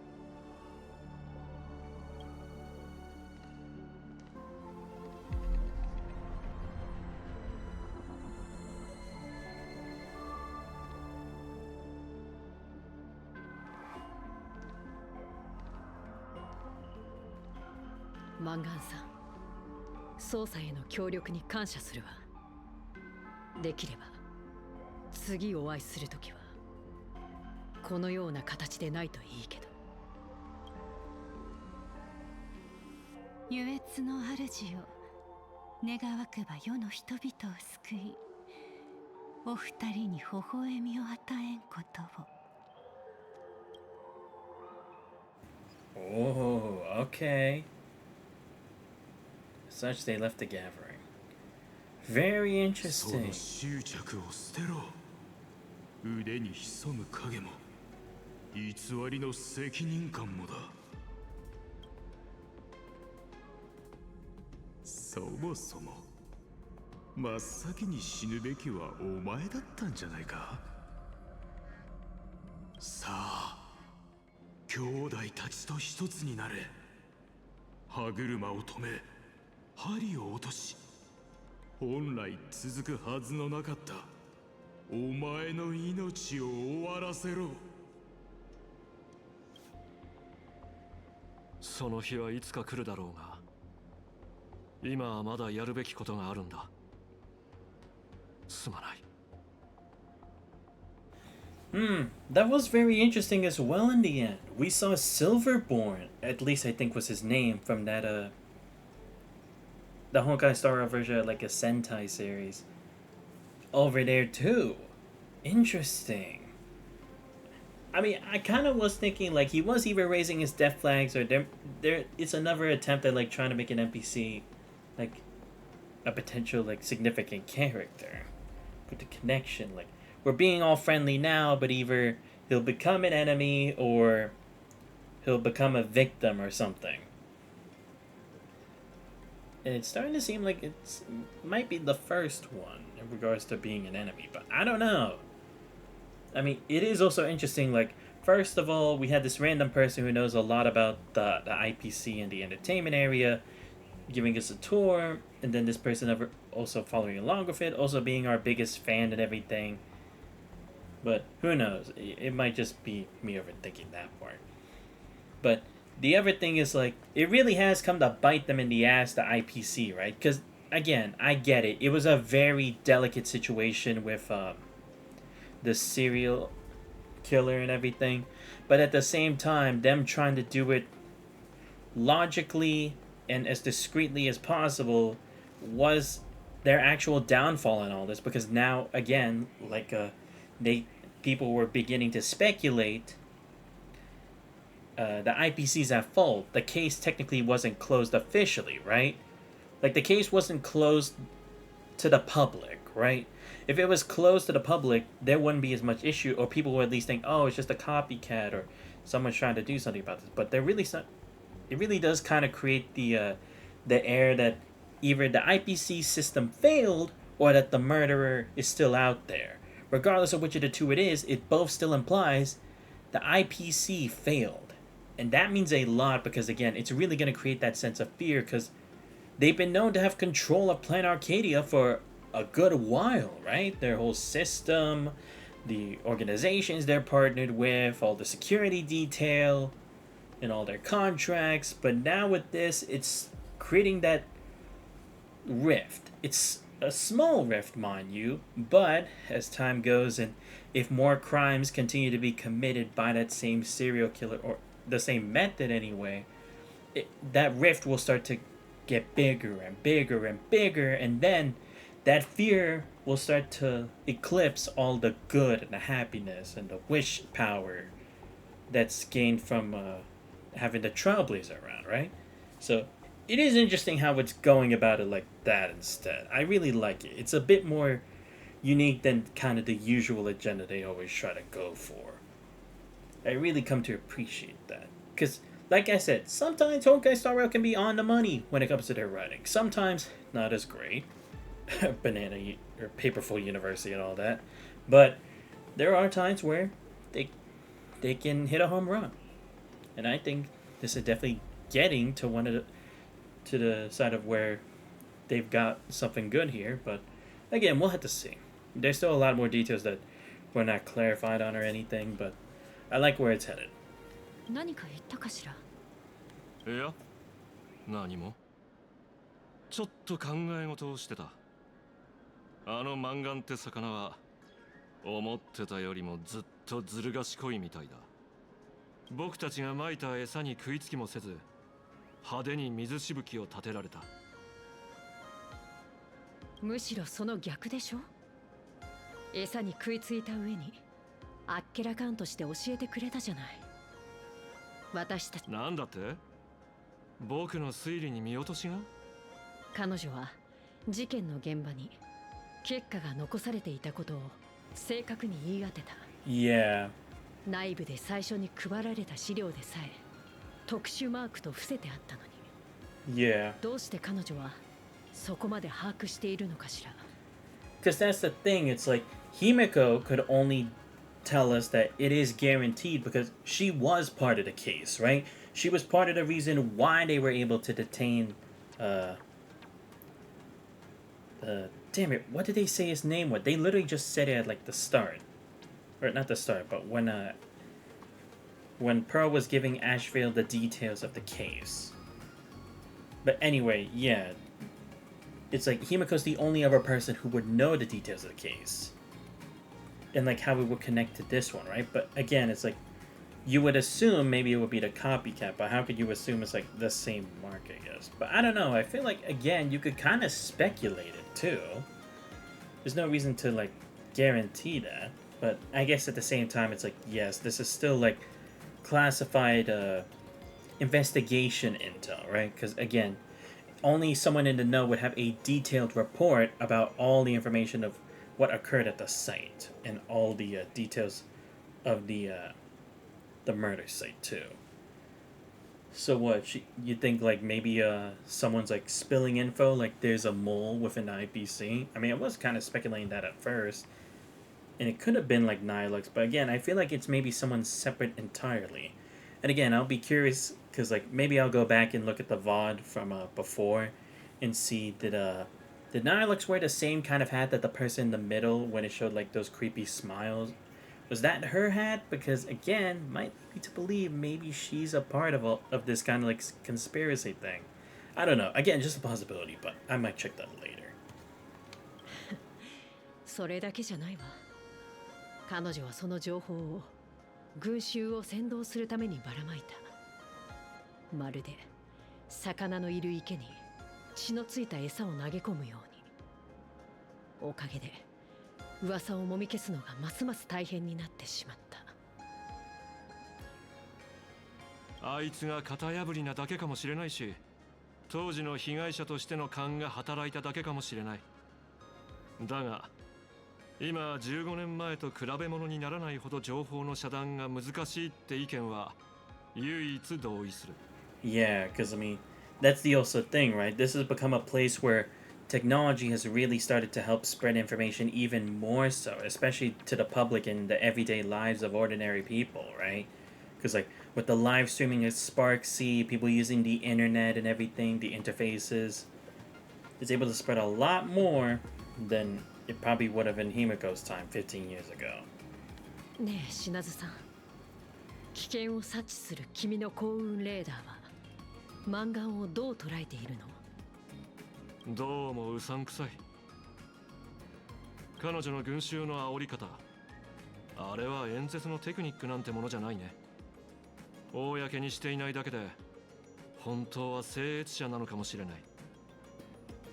とにかく今のところは驚くほど順調にことが進んでる。ひとまずマンガンという大物は泳がせておこう。どうせ逃げられやしないんだから。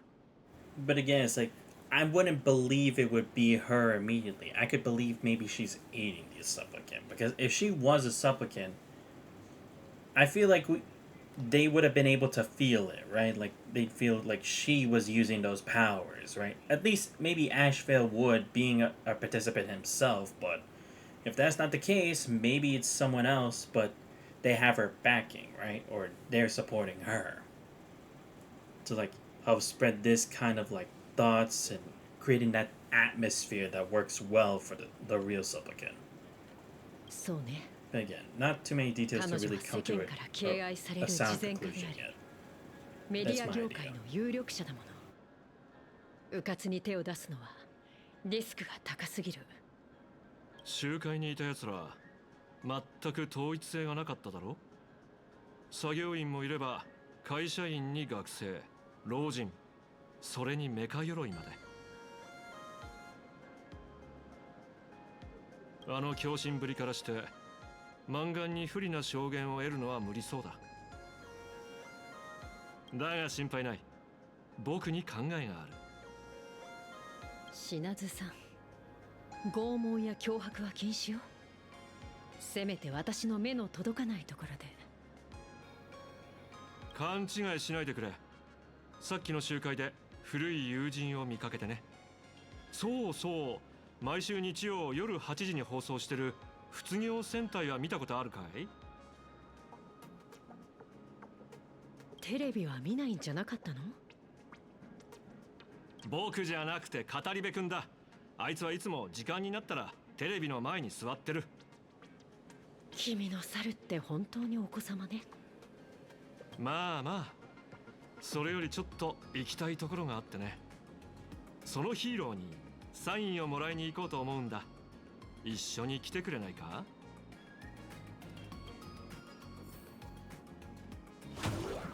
？Ah, okay, cool. Ah, damn, but I actually want to fight with him first before we move on. Because I want to actually use Ashvale. Oh, god damn it, come on. I'm already like 2 hours into the stream, I haven't got to use him yet. I mean, I know I didn't really have access to him until like maybe an hour in, but still. Like, come on, let me have this. Oh, fine. あの若い子がそう。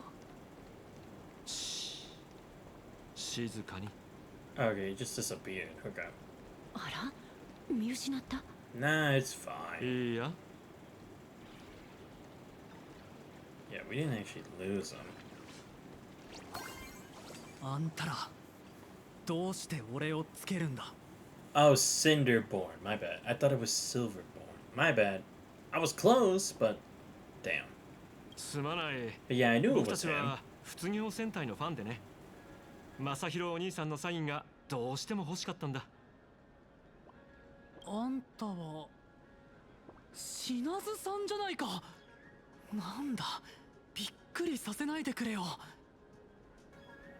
町の平和を守り、邪悪な怪人と戦うレイメイグレイが自分のファンにビビってどうする？久しぶりだな、正宏。ああ、目的はサインじゃないよな。集会であんたらを見かけた。なんでマンガン様の調査をしてるんだ。彼女は法を守って世間に幸福を広める立派な方なのに。シンウィッシュマフィアのことは知ってるだろう。それじゃマンガン様の話は本当なのか。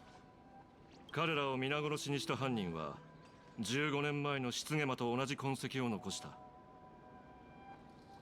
つまり黒池さんと邪水さんは本当にあの化け物に。15年も経ってまた姿を現すなんて。悪魔め、一体どれだけ命を奪えば気が済むんだ。 Oh. What? Was he actually acquainted with the syndicate? Was he maybe working for them back then? I didn't know he had this much of a connection. 正宏さん、君も15年前の悲劇の生存者なの。 Oh, he's also a survivor. I mean, he did actually say that he was kind of like not too far into a dark place, but emotionally he wasn't in the best state, right? But then after watching our show or our comic and everything, that's when he started to like be more positive about himself and the world, and then he ended up part of the Daybreak series. Okay. I'm starting to see now. ああ、あの日俺はあいつに両親を奪われた。 Oh.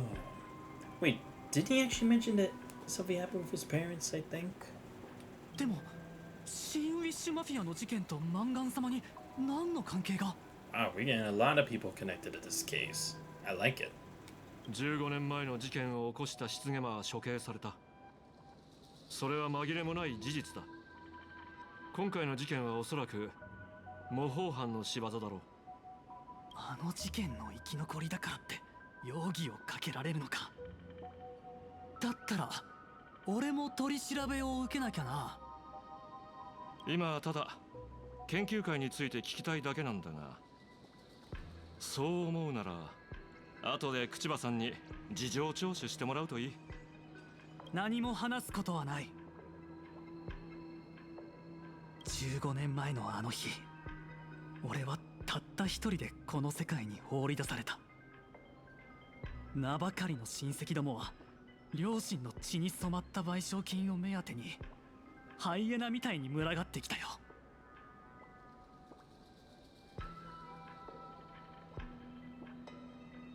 あいつらは俺を殴って騙して挙句の果てに追い出した。あいつらにとって俺は歩く財布か目障りな厄介者でしかなかったのさ。 I see. Okay. They took custody of him, but only because it was kind of similar to like if he had inheritance, right? And it kind of was, even though it was more compensation. But okay. Now I'm starting to see why he kind of had that not obscure, but kind of darkened image of his life at that point. Okay. I mean, I guess I can see that, right? Because at the end, he loses his parents, but in the end, it's like no one really came to help him. No one was really supporting him. Because first, he gets told that money's gonna make up for the loss of his parents, and then he believes he's still gonna have a family, but instead, it's just people using him for their benefit. でも研究会は俺にチャンスを与えてくれた。研究会のおかげで今の生活がある。 Yeah, that would explain how he kind of got wrapped up into all this, right? Okay. Yeah, because I was thinking, it's like, from how it looks, he does seem like an actual follower of the group. And I was thinking, like, if he's connected to the case in some way, then he'd probably have been there for a while. だったらシンウィッシュマフィアは確か彼らはオタクの面倒を見てくれたんだろ。親戚の件は古い家の親父さんがうまく収めてくれたんだってな。Okay, I guess they didn't have to wait too long to hear about their connection. Again, good. I like it. We're establishing this right from the get-go. That's what I need more of. シナズさん、新ウィッシュマフィアの敵は必ず俺が撃つ。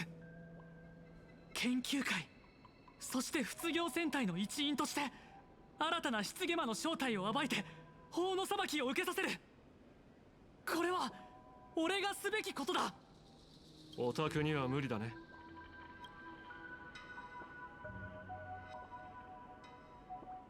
奴は非常に危険だ。役者ごときが手出しできる相手じゃない。俺たちがただマスクをかぶってヒーローごっこしてるのと同じだって言いたいのか。見くびらないでくれ。おう、あの頃のように虐げられてた子供じゃない。確かに手術はまだ受けてないけどメカ鎧で戦える。俺たちは本物のヒーローなんだ。 Transformation surgery. Okay, that's a new term. ちょっと君たち、話がそれているわよ。私は研究会について聞かせてほしいだけなの。話すことはないよ、口場さん。俺は何一つ語るつもりはない。素晴らしい。正弘さん、よくぞ最後まで研究会を裏切りませんでしたね。あんたらも俺をつけてたのか。仕方がないでしょう。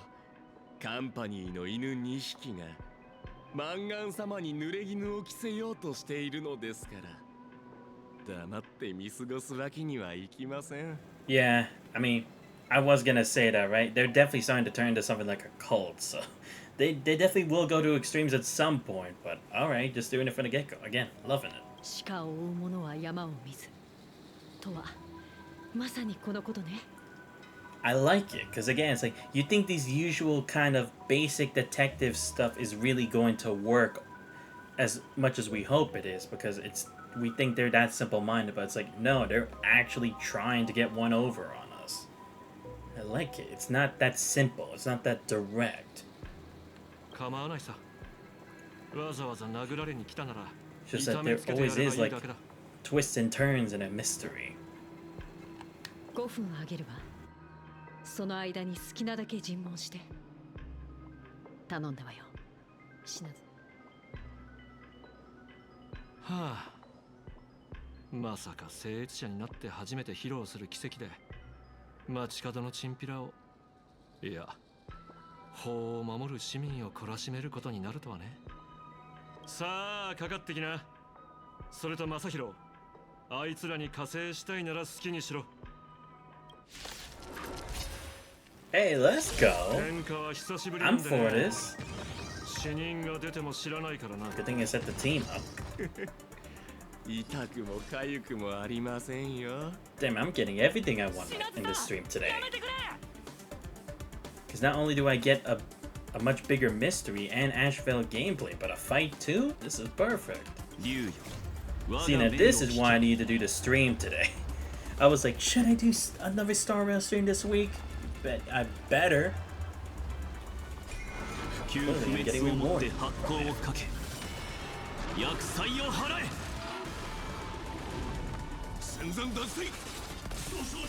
罪には罰。竜の方向。回転のパンチ。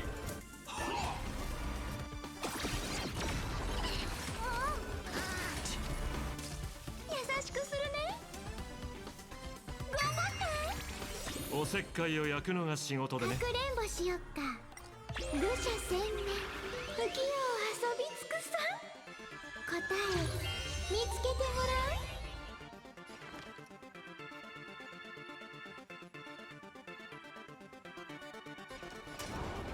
う。丸見えだ。機は熟した。サイカをカラドボルグ。さあ、試合へ。トレソン。逃げ場はない。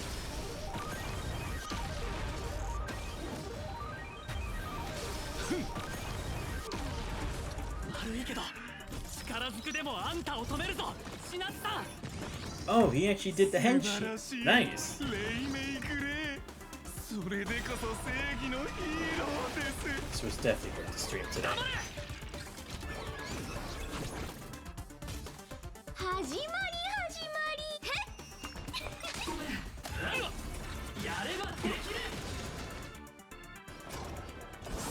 だ。天地を支える。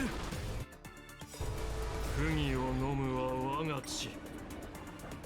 出番だ悪獣ども。さあ死を貪り合え。罪には罰。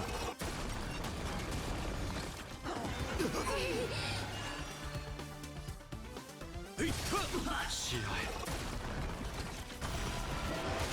歯には歯を。問題ない。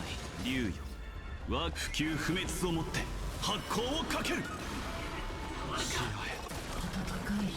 いい子にしてね。オタク怪しいな。見え見えだな。守ることは俺のせい。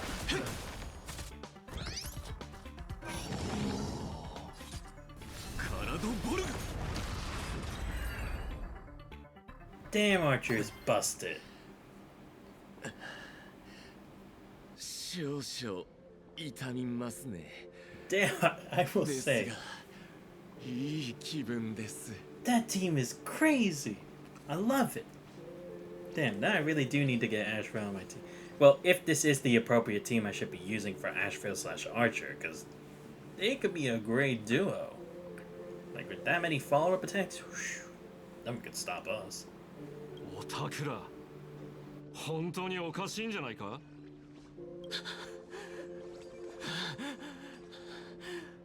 もう十分だろ。あんたは本気で彼らを殺すつもりなのか。どうした。町を守るヒーローレイメイ・グレーがおじけづいたのかい。正宏、幻月遊戯ってのはこういうものだ。これが優越の仮面を剥ぎ取った後に見えるこのゲームの本当の姿なのさ。15年前失ゲマはこの町の黄昏に紛れ人々の命を奪った。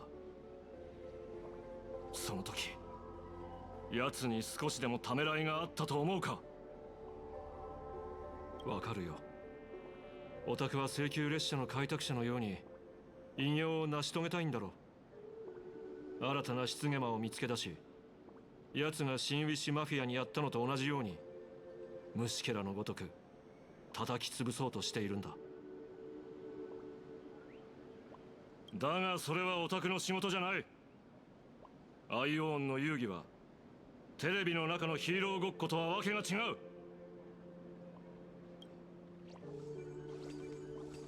手術はまだって言ったよな。まさか研究会は会員に得体の知れない改造でも施してるのか。だからか。この連中はまるで痛みを感じてないようだった。頭から血が流れてるってのに嬉しそうにうなってたしな。その手術と関係があるんだろ。Okay. Wow, okay. I thought we were just gonna say, oh, they were just attacking us like a mob, but wow, really? Shit, man. This really is some, like, psycho cult. だんまりか。いいとも。まだ3分もある。奴らに吐かせるさ。そこで寝てる連中からとっとと話を聞き出そう。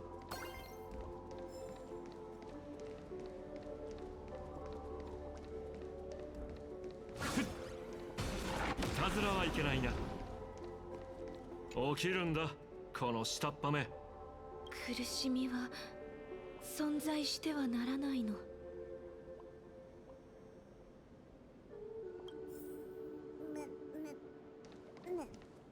笑おう。笑うんだ。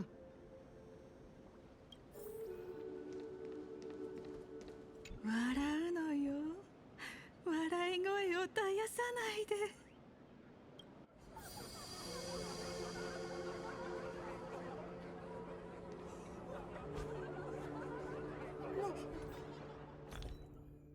Wait, before I do anything else, gotta heal Ashvale.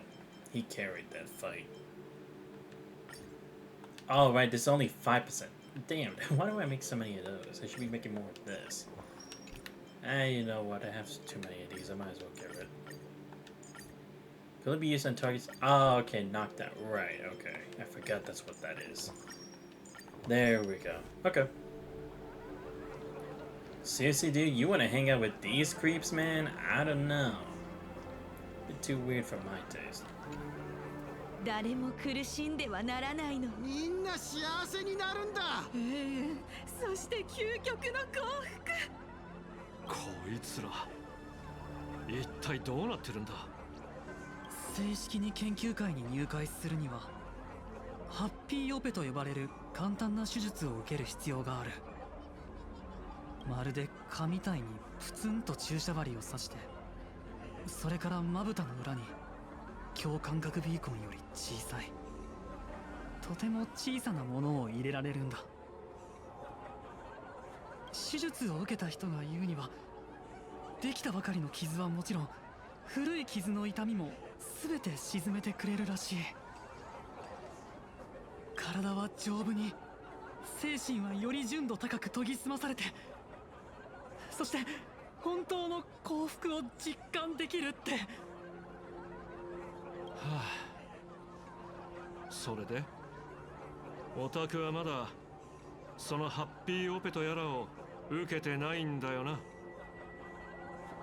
俺はまだ覚悟ができなくてずっと迷ってるんだ。でも仲間のみんなは手術を受けてさらに幸せになったよ。彼らが言うには、手術を受けないと真のスーパーヒーローとして人々の幸せを守ることはできないって。手術を受けない俺に英名グレーを名乗る資格はあるのか？ But really, his whole team already has this too? I don't know, they didn't seem that strange to me, but maybe I just didn't pay as much attention to the stuff that they were saying this in the point. Interesting. But dude, I don't know, this seems like the wrong way to attain happiness. I mean, sure, it's technically easier, but isn't this kind of just propped up in the end? シナズさん、俺はどうしたらいい？そんな手術じゃ真の力は手に入らないし、仇を取ることだってできやしない。ここで寝てる連中がいい証拠だろう。正宏、今この瞬間に感じている迷いや恐怖をよく覚えておくんだ。たとえ恐れや痛みを感じなくなろうと、それらを克服しない限り力は手に入らない。もう行きな。後始末は僕に任せておけ。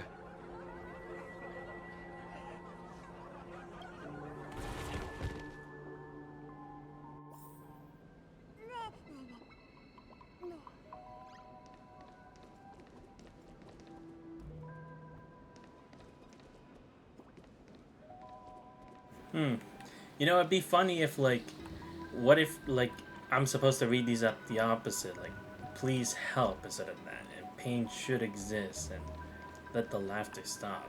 It'd be interesting, but I don't know. Maybe it's just supposed to be as it is. 奴らは研究会に細工されてるらしい。方法はわからないが、苦痛や絶望の感覚を丸ごと取り除いて、代わりに何かを頭の中に埋め込む。そうして痛みを恐れない人間を作り上げるなんて。そんなの医療倫理委員会が認可すると思うかい？ありえないわね。医療行為として申請すらしていないんじゃない？つまりマンガンって女は僕たちの想像以上にヤバいやつだってことだ。手がかりをたどって棺間の尻尾をつかむつもりだったが、もっと恐ろしいものにたどり着いてしまったみたいだな。彼らの言葉を聞く限り悪意は感じなかった。むしろ会員じゃない大多数の人よりも人間らしい温かみを感じたわ。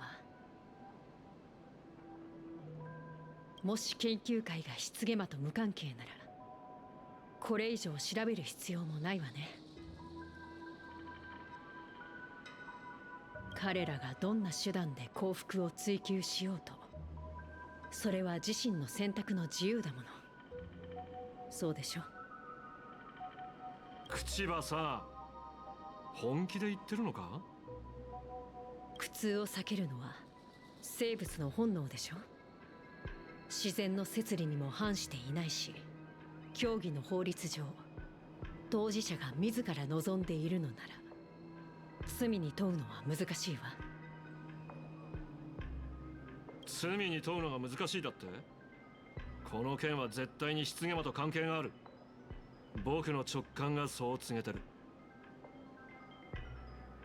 実に残念だけど、それを裏付ける確たる証拠がないのよ。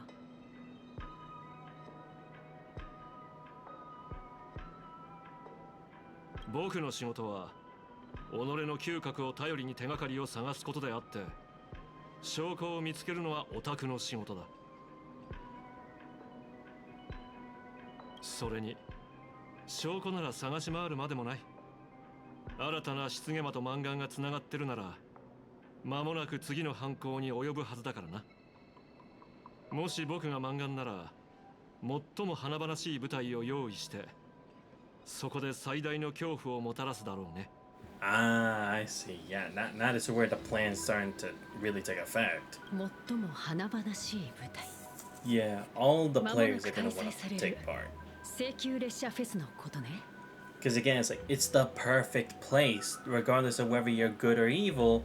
All that energy, all that hype emotion will exist there. パールさんは最高レベルの警備とあらゆる危機への対策を用意して臨むと約束していたわ。その対策というのが僕のことさ。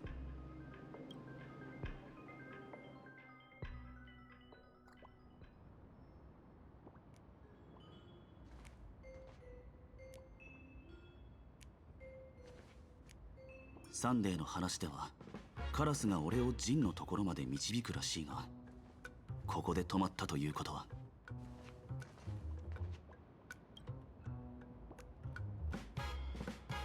まさか俺が出向くまでもなく自ら死にに来るとはな。シーウィッシュマフィアから仮面を奪った件もまだケリがついてないのに、こそこそと後をつけて何が狙い？お前、いや、お前たちは何を企んでいる？玉殿の高校将軍がこの世界に来てお前の行方を追っている。竜、矢に戦いてその地元王なり。彼女の占いではお前は自身の修羅に飲まれ全ての人に破滅をもたらすという。そしてその未来には俺もいるらしい。お前の体に救う修羅。思い当たるのはただ一人。出骨だ。幾度もよみがえり、星を血の通う肉体に変え、無数の命を一つの肉塊にした北条の司令。泉州が恐れているのは、奴がお前の体を借りこの世によみがえることだろう。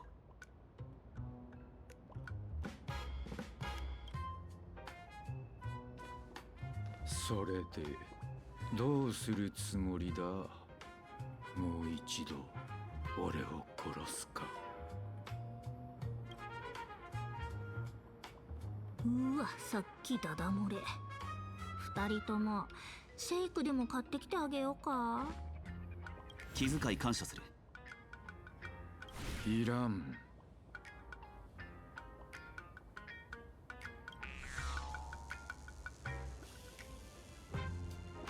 高校将軍の占いが俺とお前の死闘を示している可能性もあるが、別の解釈がないとも限らない。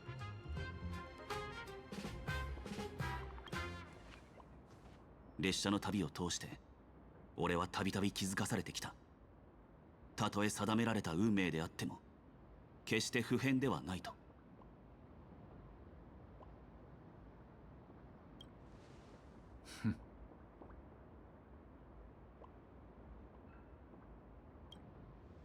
お前と事を構えるつもりはない。だが性格ハンターの来訪が仲間たちやこの星の未来を脅かさないか確かめる必要がある。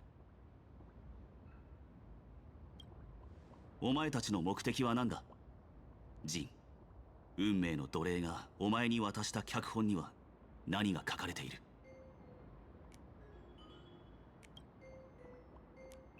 奴はこう言った。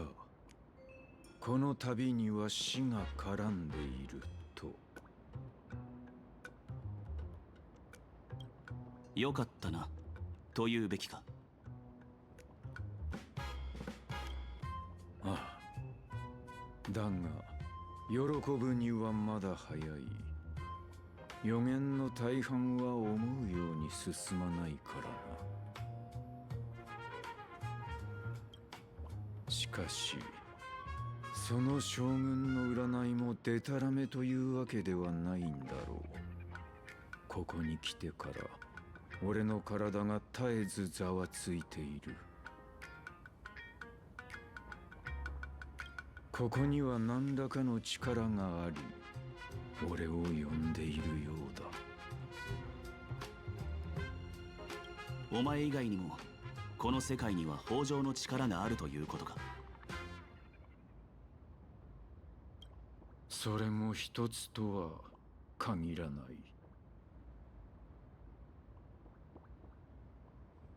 い。薬王秘伝か、それとも薬乞いか。いや、もっと危険な存在だ。他の勢力が関わっている可能性は？さあな。なら全ての方がつくまでお前から目を離さないでおこう。かつてのお前がそうしたよう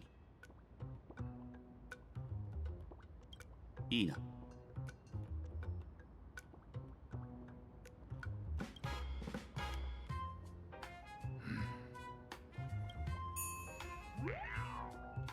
ちょっと二人とも目の前でなんか妙な約束してない？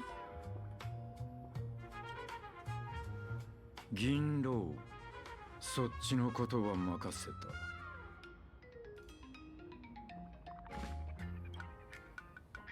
はあ？どういうつもり？ついてない探偵って何のためらいもなく私たちをパールに売ったんだよ。なのにまたあいつに頼む気？あの男にしかできないことがある。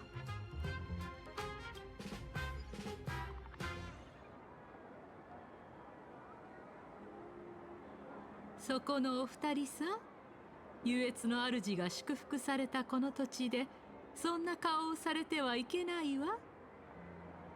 笑ってください。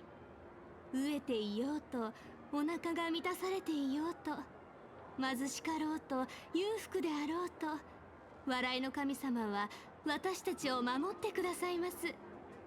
ハッピースマイル研究会にご興味はありませんか？結構です。失礼。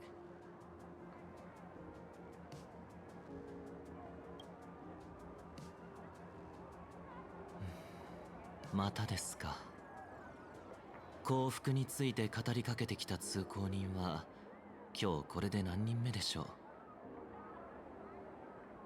数えていましたが、先ほどの方で6人目になります。道行く人々のお話によると、シンウィッシュマフィアの事件以降、このハッピースマイル研究会という団体の人が急激に増えているようです。そのマフィアの消滅により空白ができ、そうして生じた混乱をハッピースマイル研究会はまるで金軍のように驚くべき速さで埋めていった。彼らに抵抗感を抱いていた者も無関心だった者も、その多くが何かしらの接触を受けているようですね。もしやこれはあなたが現月遊戯でなそうとしていることと関係しているのではないでしょうか。私だけでなく高校将軍が言っていたこの世界が直面する共鳴とも関係があるかもしれません。数日前、調律の力で高校将軍の火花大会への介入を助けた際、人々の脳裏に奇妙な声が響いていたのを聞きました。奇妙な声ですか？ええ、その人たちの脳裏には一様に幸福な笑い声が響いていたのです。あのマフィアのクズどもが消えたおかげでこの通りもすっかり綺麗になった。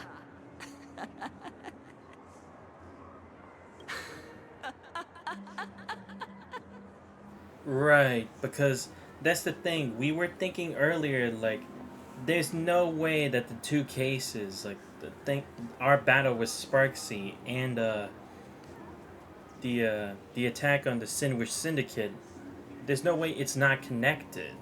Like, they timed that perfectly well for when this kind of thing would happen. Because I think that's the point, right? If it was by itself, it would only bring about terror.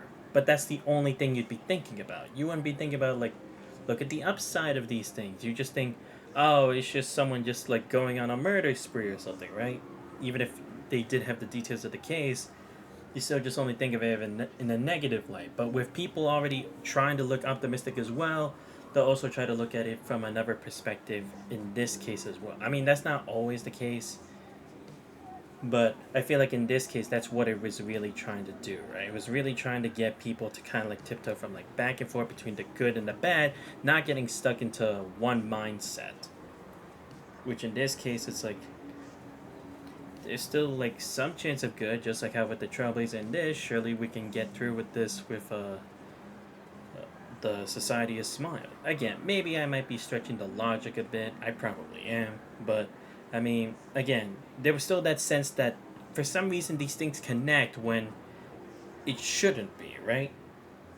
And again, there was still also that thing that happened, like, why was the part of like the tidal waves thing, why was it put in a DVD or put in a TV that was a recollection of the events that happened 15 years ago? We still don't know who left it like that, because it didn't seem like that was Sparksy's plan, and I don't even know if that was even there when Sparksy did it. Maybe she just like, it was just a dimension of where Ryusuke always goes to, and she just put it there just because, oh, you wouldn't think about entering the TV like you would in Persona 4 Golden, but there was something else extra that you wouldn't have seen unless some condition was met, or whatever surprise was left in there wasn't there when Sparksy entered, but only before we did.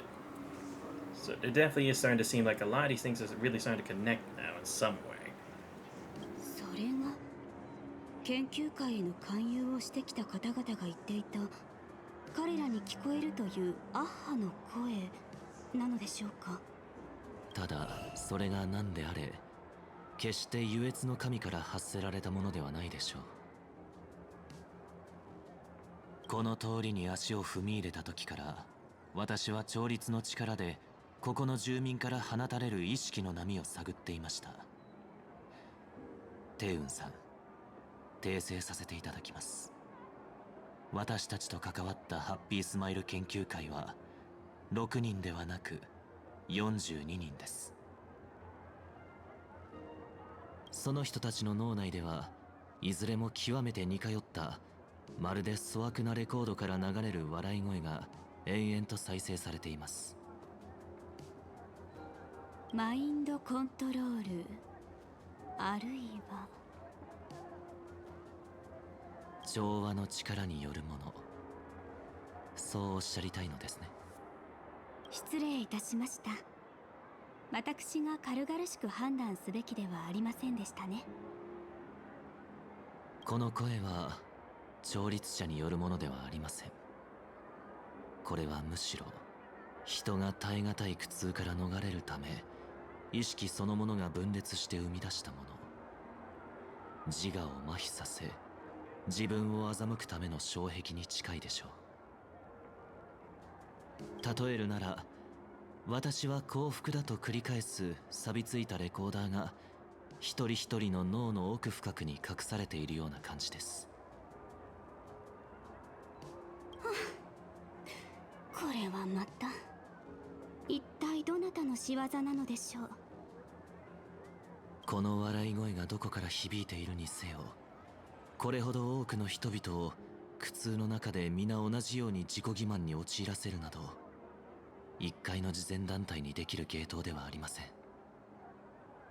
平和に見える水面の下では、想像をはるかに超える暗流が渦巻いているのでしょう。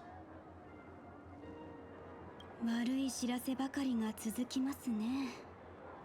炭鉱様は単独で行動されていますし、高校様とも音信不通。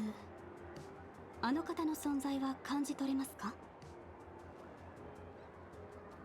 どういうわけか、高校将軍に託したあの鳥が糸の切れたタコのようになっていまして、その視界を覗くことも、それを通して彼女の思考を感知することもできません。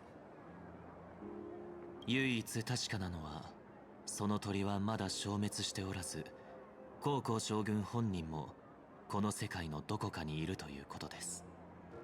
高校様が無事に戻られ、この霧を払うような知らせをもたらしてくださることを願うばかりです。さもなければ、私たちの足元にあるこの一見幸福に満ちた楽園も遠からず奈落へと落ちてしまうでしょう。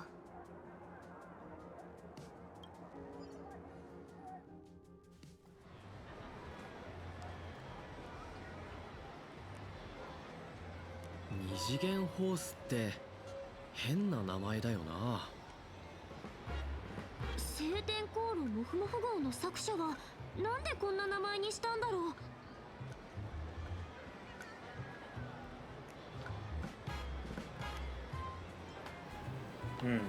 Maybe the author's eyes went blurry after too much drawing? それ適当に言ってるでしょ。でもまあその可能性もなくはない。 Hey, I mean, we know jack shit about the author. Who knows? Maybe that actually is what they were thinking, or happened to them at the time. こんな可愛い漫画を描けるってことはきっといい人なんだろうね。March, always optimistic and hoping for the better when it's probably the complete opposite or something completely unexpected. 連載が始まってまだ半年で、最初は二層楽園であんまり話題になってなかったんだって。でもオーディさんの出資した奥方映画「聖杯ドリームナイト」が大ヒットしてから、聖級列車の冒険物語が広く知られるようになって、モフモフ号もじわじわ人気が出始めたらしいよ。変換されし火種の章オンパロス創世編の最新話が載ってる雑誌なんか売り切れみたい。ホース先生って列車組の冒険にやけに詳しいし、もしかして超銀河級のファンだったりして。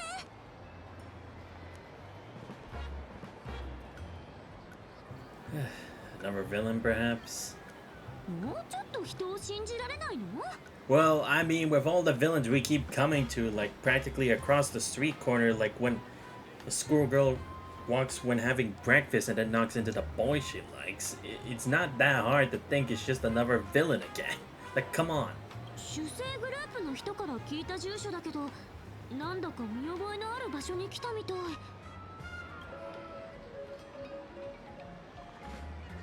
鳩川区って小さいけど隠れた才能の宝庫なんだな。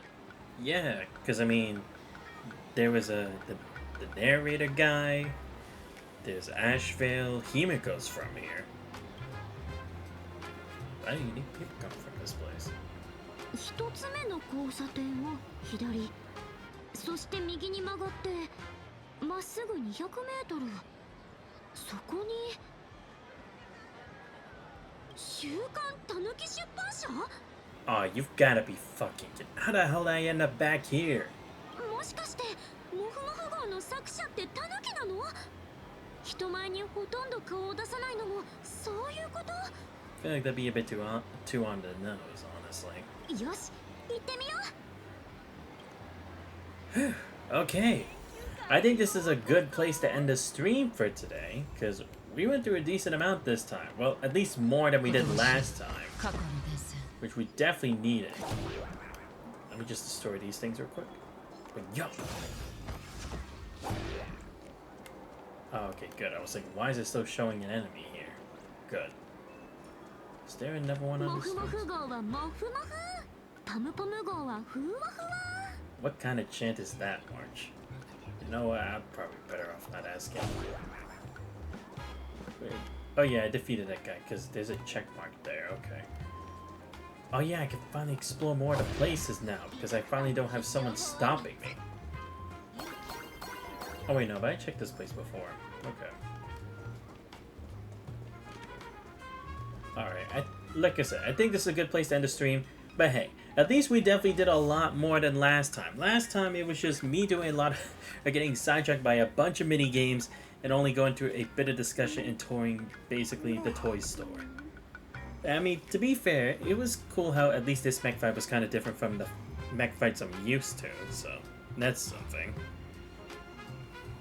And it was like a bit of a comical moment, but again, a bit of mystery there too. But yeah, let's go over everything we did so far. So we finally met Madame Pearl, and we came up with our own solution to the problem about the Alliance. And honestly, I do like the idea because it really is out of the box. You wouldn't expect it, and to be fair, among all the other Aeons, at least this one, there's a chance of us actually winning this bet, right? And again, then we wouldn't also be like the IPC's pawn along the way. Because again, that is the most important thing right now. We can't be like owing the IPC too much or they could take advantage of that. Because, I mean, we don't know how all the other upper echelons on the Stonehearts are. We don't know how Diamond is. So we can't say for certain they wouldn't try to do it like us. Or worse than how Jade and Adventure do us, you know? So it's definitely something different. Definitely something new to the formula, which I really do appreciate. Sorry, it was just teaching my AirPod. But yeah, still pretty good. We actually got through with an Asheville investigation, and I did like it. It was actually pretty cool, because again, it's like what you usually expect from the investigation part of the story didn't really go as smoothly as we thought it would, right? Usually we get the immediate, like, suspects, or we're just easily able to find us information because people are either just too stupid or they're just, like, weak-willed, but this wasn't the case this time. Actually having the whole investigation turned against the detective, that is definitely something that you don't see as often. I'm not gonna say people don't do it at all, but I like that it's a bit more of a serious kind of atmosphere that we're getting here. This whole thing with like this cult of all smiles, how people thought of the Sinwar Syndicate, this whole transformation surgery that they're going on about too, and the stakes Asheville has for this, and how much heat the IPC is going to be taking for this too. Again, it really shows that again they can hit a heavy kind of concept or idea if they want to. I think they've definitely done it pretty well here. Again, I'm gonna hold out. We'll have to see if they can pull it through all the way until the end, and then I'll be very impressed. But like I said, right now I'm definitely liking where it's going with this, because I mean they also did a great start with like the whole Firefly extra chapter in 3.9 or 3.8, whatever it was. That was class. But this one's also really hitting on all cylinders, I'm not gonna lie. But yeah, and now already had this thing with Blade and Silverwolf for Don Hong. Cool. And it, again, I'm liking how we're actually seeing like the whole Express is actually getting more involved now. Because again, that's what we were kind of lacking. I mean, I get the whole thing with Amphorius and everything, and our unique situation is why we had to. But it's still also like, even if you do a callback to Penacony, it was more for like the new characters that got involved more than it was for the original Astral Express, right? Like it wasn't really Yang and Himiko almost at all there. The same for Don Hung, except it was just a bit with Boot Hill, but not enough to really be like, hey, he's here and he's significant. And March as well, just being the sidekick, but again, not really being like the best sidekick in the world. So at least here we definitely are trying to get all the Astro Express involved in this case a bit more. Again, I wish Velt dealt with more of the serious stuff, because again, Velt can be cool when it comes to like the Honkai Impact 3rd story lore. So I kind of wish they do that more here for him as well. But again, we still have a whole big part of updates and patches for the Plan Arcadia, so maybe they can save him just like they gave him all those buffs and stuff. So at least that's what I'm hoping, right? Like, if you're gonna give him all those buffs, surely you're also gonna make him that significant character where the scaling for what he can do now, after the whole power creeping thing, will also be reflected onto his contribution to the story. The same with Himiko, but again, that's only if we get even more details or a first-person perspective of what Himiko experienced back then, or learning of how she dealt with the whole situation back then, which, again, I'm not sure we're gonna handle anytime soon, but we'll see. But anyway, like I said, solid chapter, really did like it. Or, I mean, solid point of the story right now. But yeah, when we come back to this, we're gonna hopefully see the author and see what we can do after that. Again, I don't know how long this part of the story is going to be, because again, to be fair, 4.0 was really long. I don't know if 4.1 is going to be the same or not, but so either way, it's really got me hooked.